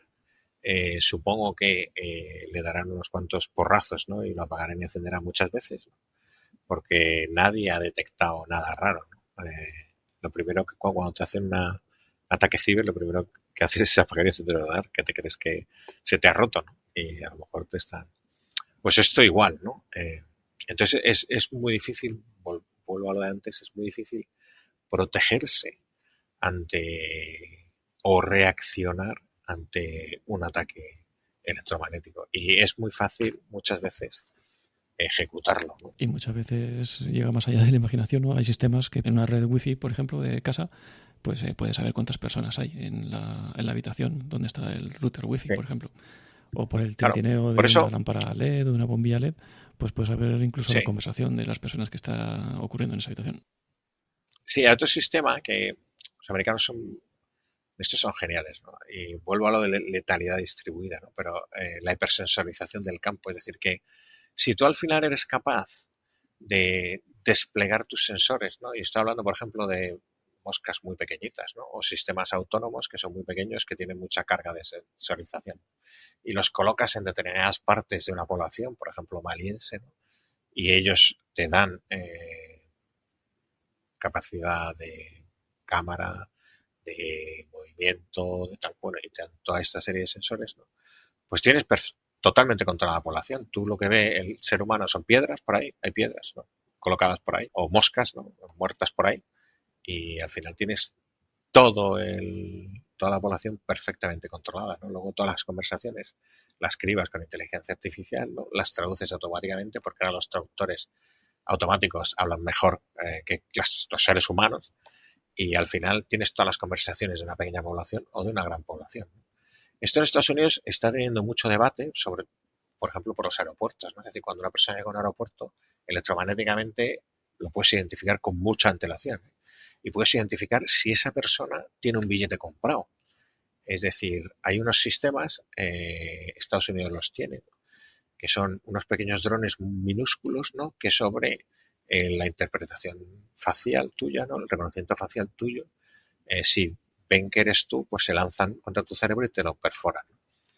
El reconocimiento facial es Perdón, perfecto. perdón, a ver, ¿puedes repetir? ¿Eso es literal? ¿Se lanzan Eso es cohetes? literal. O sea, ellos lanzan un enjambre de drones pequeñitos que tienen una capacidad de permanencia muy alta. Estoy hablando de días, ¿no? Se quedan ahí flotando. Y ellos escanean eh, lo- las caras que ven en la población. Tú no los ves porque para ti son como el tamaño de 5 moscas o un poquito más. Entonces, tú no los ves. Cuando tú sales de casa, él te mira y hace reconocimiento facial, te identifica y una vez que te ha identificado como Ignacio Nieto, se lanza sobre tu cerebro y se lanza a una velocidad descomunal y te penetra el cerebro. Es decir, eso es muy difícil De eh, contrarrestar, ¿no? para contrarrestar. Esto, fíjate tú, la capacidad tan fuerte que tú le podrías vender a un país que está sometido a un grupo terrorista, ¿no? Si tienes todos los reconocimientos faciales de los terroristas, despliega esos sistemas que no son muy caros y al final pues se carga a todos los terroristas uno por uno. Y el reconocimiento facial es perfecto, es decir, yo tenía en mi anterior destino el reconocimiento facial y nunca se equivocaba, siempre, ya podía llegar dormido, con gafas, sin gafas, siempre me reconocía, sabes que son, no sé si son cientos de señales que toma de... Estos Biométricas, sistemas sí, sí. biométricas, estos sistemas existen, ¿no? Y luego lo que vosotros habláis de la voz, pues también. O sea, ahora hay sistemas que te dicen sobre fonología, te dicen si estás mintiendo. Me refiero que en una negociación, si tú utilizas bien el espectro, ¿no? Y ves al otro hablar, ¿no? Tú puedes determinar a través del lenguaje no facial o de cómo se expresa él y lo que está diciendo, ¿no? Puedes determinar si está mintiendo o si no está mintiendo y se lo puedes decir a Pues ya ahora tu con las sillas bien adiestradas en eso ya es una locura lo que puedes conseguir. Claro, y estos son pruebas judiciales, es decir, que la fonología y el lenguaje no verbal, los microgestos, son pruebas admitidas en un juicio. O sea que son bastante fiables. Claro, tienes que tener detrás un respaldo. Pero bueno, me refiero que no circunscribamos las operaciones informáticas solo a las señales radáricas, sino que, como dije antes, se abre todo un campo de posibilidades, incluso en el ámbito cognitivo, ¿no?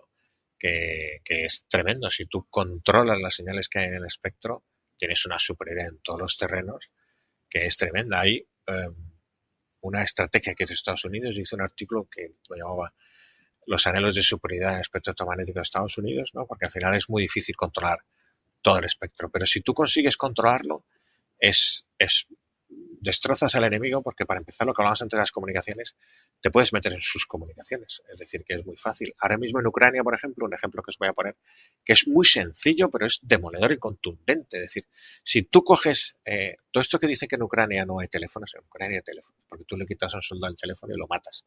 Entonces, en Ucrania hay teléfonos, en Rusia hay teléfonos, en primera línea de frente. Claro, cuando un chaval recibe o un soldado recibe en su teléfono propio, en su WhatsApp de turno, ¿no? O el sistema del VK que tenga ruso de red social, recibe una imagen de su mujer con la cabeza cortada que se ha hecho con inteligencia artificial, pues Se bueno, vuelve loco. no le quedarán muchas fuerzas para, y si luego eres capaz de inhibir el teléfono de su mujer y que él no logre comunicar con la mujer, el texting a través del espectro magnético es brutal y masivo. Lo primero que hacen los rusos cuando llegan a conquistar una zona es cogen todas las señales de los teléfonos, ¿no?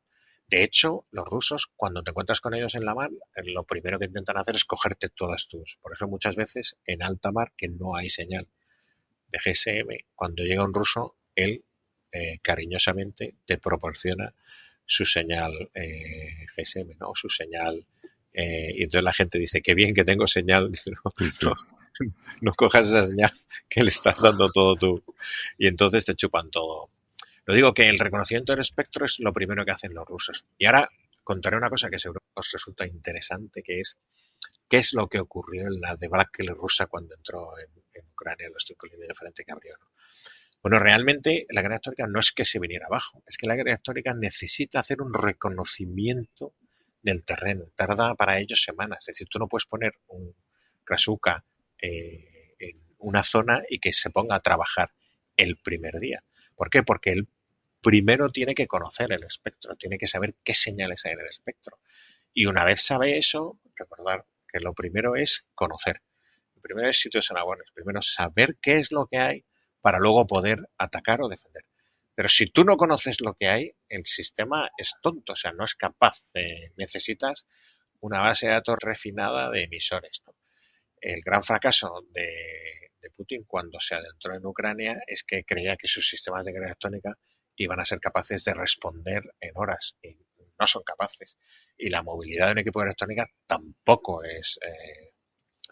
Por eso hubo una noticia que generó mucho eco, que fue la pérdida de un Krasuka, que es el sistema de guerra electrónica quizás mejor de los rusos, ¿no?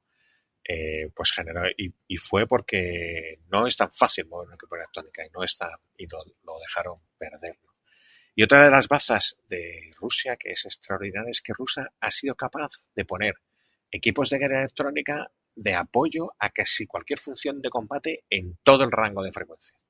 Es decir, que no se circunscribe solo al régimen radárico, al ancho de banda radárico o al ancho de banda de comunicaciones, sino que él ha sido capaz de poner equipos de guerra electrónica en apoyo de todas las funciones de combate, que es realmente lo que persiguen las operaciones electromagnéticas. Hay que explicar que en Ucrania se cree que hay un equipo de guerra electrónica cada 2 kilómetros. Cuando digo un equipo de guerra electrónica, digo, por ejemplo, un sensor. Esto es una barbaridad porque la línea de frente son cientos de kilómetros, ¿no? Es decir, que o bien para perturbar señal de GPS, bien porque sea un repetidor, bien porque sea un sensor, bien porque sea un equipo de electrónica. Al final, Ucrania ha demostrado que si tú quieres conducir de forma satisfactoria el combate, necesitas desplegar miles de equipos de guerra electrónica en apoyo a ese concepto que veíamos antes, ¿no?, de hipersensorización del campo de batalla y ser consciente de lo que te está ocurriendo.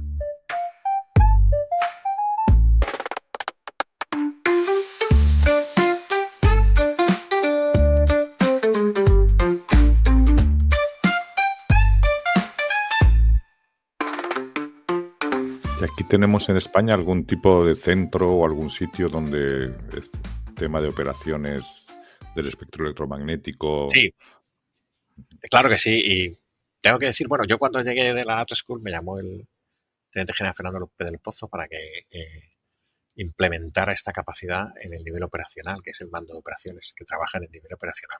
¿Y por qué digo en el nivel operacional? Es muy importante, porque debajo del nivel operacional está el nivel táctico, que es lo que vosotros entendéis como los dominios, ¿no? Los tierra, mar, aire y ciber. Tierra, mar, aire y ciber trabajan en sus respectivos dominios, aunque son capaces también de hacer el multidominio. Pero al final, el que integra, prioriza y sincroniza los efectos de los específicos de tierra, mar y aire es el nivel operacional. Por eso creamos un centro de operaciones electromagnéticas que era el que daba apoyo a la conducción de las operaciones electromagnéticas. Este centro creció bastante, la verdad es que estaba bastante bien considerado. Valga como ejemplo que fue visitado por determinados países, por ejemplo Noruega, ¿no?, que creemos que está muy por delante, pues Noruega nos vino a visitar, ¿no? Y también Dinamarca y otros países del norte, ¿no?, que siempre... Francia, por ejemplo, nos pidió que le instaláramos un sistema similar en su ejército. O sea que el mando de operaciones tiene un centro de operaciones electromagnéticas que goza de bastante buena salud, ¿no?, y que es capaz de hacer algo que persiguen las operaciones magnéticas, que es coordinar el esfuerzo o la acción en el espectro electromagnético. Coordinarla, es decir, comprenderla, ¿no?, e intentar disponer las otras capacidades defensivas o ofensivas en beneficio del objetivo operacional que se persiga. Eso es lo que hace el Centro de Operaciones Electromagnéticas. Y todo esto es capital saber cómo es el entorno electromagnético. Es decir, todos los dominios tienen su conocimiento del entorno. Unas veces se llama Real Maritime Picture, la visión de todos los barcos del mundo, o la visión de todos los aviones del mundo. Todo eso es necesario también trasladarlo al espectro electromagnético. Ahí se configura algo que tiene superioridad sobre los otros conocimientos del entorno. ¿Por qué? porque si tú tienes una oreja gigantesca adaptada a todas las frecuencias, seguro que sabes el posicionamiento y conoces la información de todo el adversario en todo su espectro. Y esto te da una superioridad, claro, tremenda. Y una última pregunta. Me parece muy interesante el debate sobre la fiabilidad, ¿no?, que has comentado. Tiene muchas aristas. Uno de ellos pues puede ser cómo garantizar el objetivo, ¿no?, desde un punto de vista militar. Hasta qué punto se puede o no se puede garantizar ese objetivo, porque claro, si no se puede garantizar también es un problema. Incluso otro punto de vista, ¿no?, otro arista, es que desde un punto de vista militar, pues por ejemplo, la fiabilidad, la precisión del GPS, pues seguro que es muy superior a la civil, ¿no? Cuando también en un ámbito civil, ya con la precisión que tenemos actualmente, es muy importante económicamente, y todavía una precisión mayor desde un punto de vista de accesibilidad, por ejemplo, para personas ciegas, y poder localizar un paso de cebra, que hoy en día todavía no es posible, pero sería súper importante, ¿no? Claro. Bueno, la cuestión, el sistema GPS cuando nació tenía un error inducido que se llama disponibilidad selectiva, ¿no?, de unos 100 metros de RMS. O sea, esto cuando pasó la Primera Guerra del Golfo, para que las tropas americanas pudieran desplegar todas sus capacidades, se quitó, ¿no? Y luego ya no se pudo recuperar porque la sociedad civil exigía que el sistema GPS, que está en torno por debajo de los 10 metros, ¿no?, de precisión, el 90% de las veces, ¿no?, pues que le llega a casi todo el mundo. El problema es qué pasa si en el ínterin del lanzamiento de un misil pues te perturban, ¿no? Un misil que normalmente, para abaratar costes, pues los Tomahawk de la primera serie dependían del GPS, ¿no? Cuando lanzó el Strike Estados Unidos de 65 misiles sobre Siria, ¿no?, 32 de ellos se perdieron. Un misil no se pierde, un misil se cae o abate el blanco.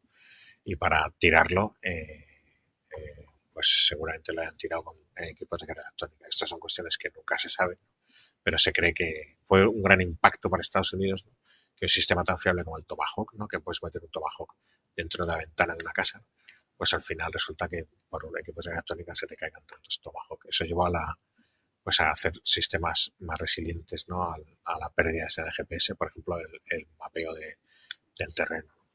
Pero sí que es verdad, ¿no?, que en toda esta hipersensorización que sirve para el lanzamiento de armas o de salvas, ¿no?, siempre hay una preocupación constante, ¿no?, porque las sociedades occidentales, en contra de otras sociedades, ¿no?, pues los daños colaterales, ¿no?, nos hacen mucho daño en la ejecución de las operaciones militares. Es decir, siempre miramos mucho el riesgo a través de una función que se llama la de targeting.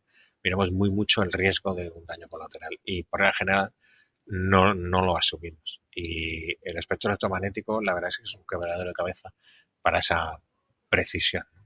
Ahora, la sociedad civil o los desarrollos comerciales cada vez son más baratos, más vulnerables, pero mejores, ¿no?, de cara a sociedades que no tengan amenaza. O sea que yo creo que en breve, no sé, el Galileo, las últimas versiones, qué capacidad qué precisión tiene, ¿no?, pero supongo que podrá satisfacer esa necesidad que tenéis vosotros, ¿no?, las personas ciegas, ¿no? O sea que sí, es un quebradero de cabeza muy grande para los militares, la pérdida o la degradación. Eso se llama libertad de movimiento en el espectro. O sea, que cuando no la tienes, pues te genera mucha ansiedad, ¿eh? Pues vamos llegando al final, porque ya nos estamos quedando sin tiempo. Podemos hacer un rápido resumen de un poco de todos los puntos que hemos tocado. Hemos comentado pues qué son las operaciones electromagnéticas, hemos hablado de la guerra electrónica, qué es, pues los orígenes, la situación actual. Hemos comentado pues en qué situación se encuentra actualmente, ¿no? Pues el ejército, tanto España, Europa, la OTAN, un poco en el mundo, incluso las guerras.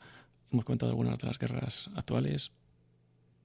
Hemos conocido la presencia y la importancia de las operaciones electromagnéticas en los nuevos conflictos, es decir, tienen ya una preponderancia al mismo nivel o superior que otras de las estrategias tácticas o esto que se llevaban a cabo.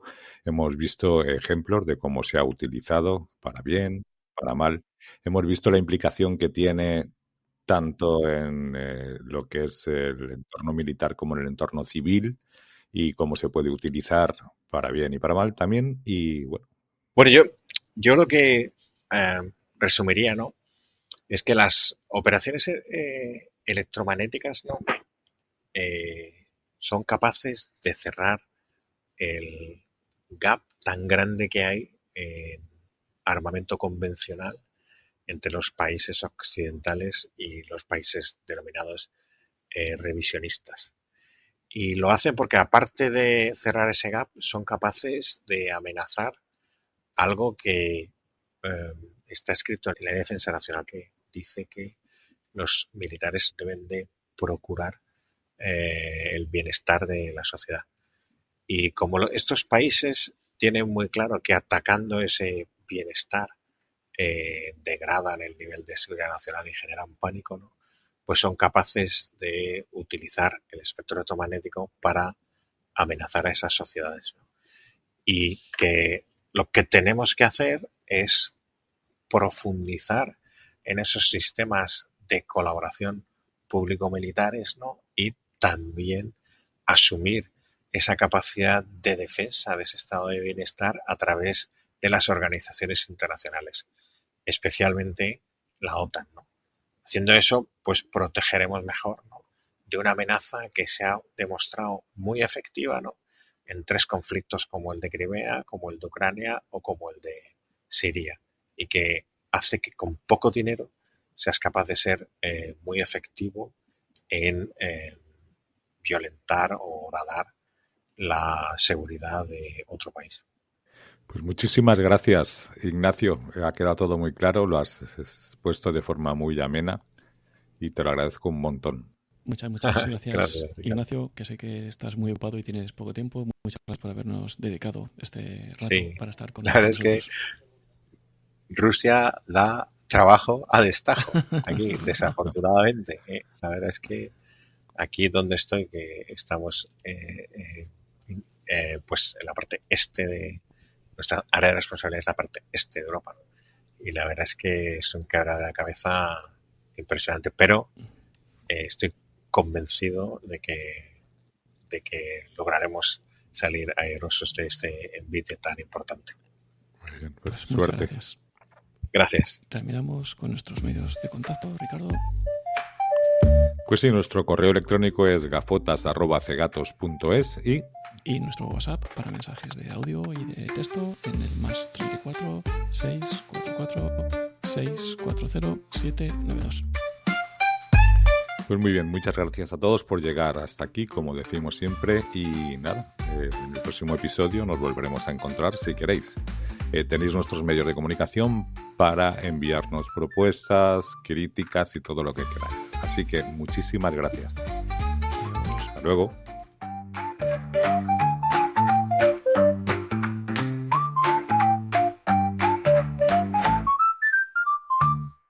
Gafotas de gatos y sus aparatos podcast. Gafotas de gatos y sus aparatos podcast.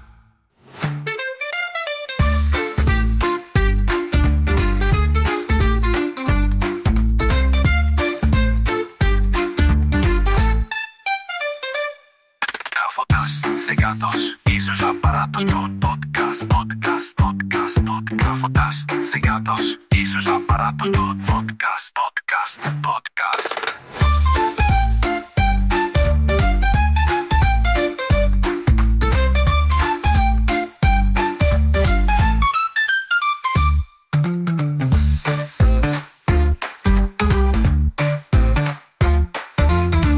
podcast. Gafotas de gatos y sus aparatos podcast. Gafotas de gatos y sus aparatos podcast.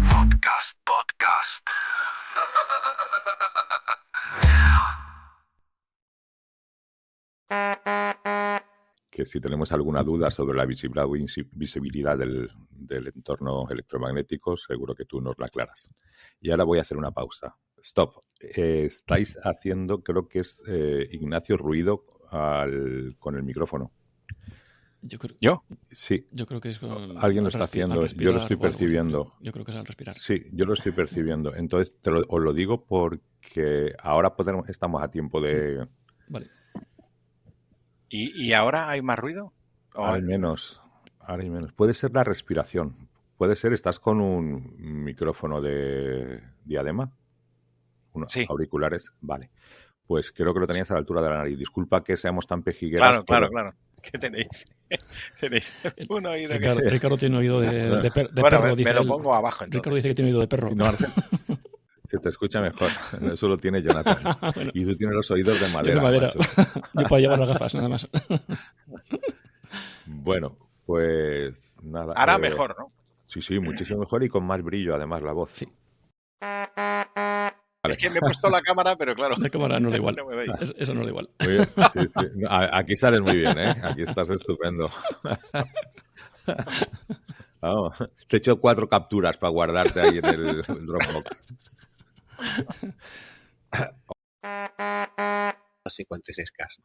El otro me puso 4 megas, vaya, va todo mucho más rápido, pero el sistema a los 3 años no hacía más que bloquearse y tal. No sé Claro, qué. el otro ya sería, el primero sería código máquina y aquello funcionaría fenomenal y lo otro ya tendría algo de Microsoft detrás y ya estabais vendidos.